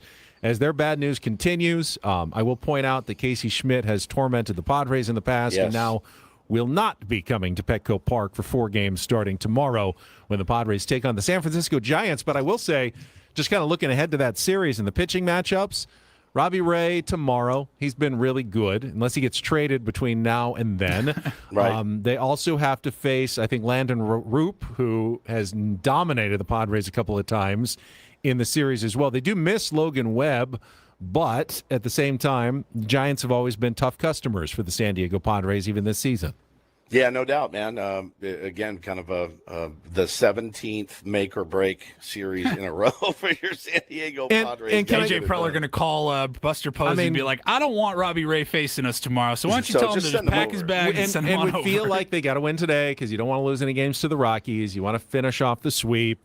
Yep. You got to win the games against the Giants. They are going to lose games the rest of the season. Even if they lost 1 out of every 3 games, they'd still probably cruise into the playoffs. If they go 30-15 the rest of the way, that would be winning 2 out of every 3. Yeah. That gets them to, 89 wins? That should be plenty to get to the playoffs. So they don't even have to play that well.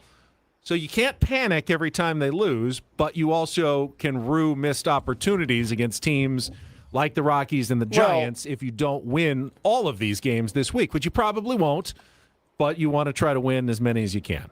Oh, I think you can panic because of the starting pitchers that you currently have. I think that's what induces the most panic in me. And the fact that your bullpen is absolutely spent, just as spent as can be. So, you can't obviously you can't compound loss after loss after loss. Your offense is finally clicking on all cylinders. So will be a really, really interesting week to see what kind of reinforcements, if any, AJ can bring in. But, every loss does feel like 5 losses. It would be nice to get to the point where you have a good enough week or 2 that a loss doesn't feel devastatingly critical, because at this point they still do. And, we all get in our feels and go, oh, no, maybe they need to sell but they are going to lose. They're not going to win 49 straight to end the regular season. So keep that in mind as we go I'd like forward. to see it. Well, I'd like Padres to see just 5 put in out a a row. lineup. Tatis, Cronenworth, Machado, France, Merrill, Rengifo, Sheets, Bogarts, Fermin. And our lineup continues No with Frank Braden coming up next. Paul Woods are the co-hosts of this show. I'm Ben. Thanks for joining us. We'll talk to you tomorrow morning at 6 a.m. right here on 97.3 The Fan. So long, everybody.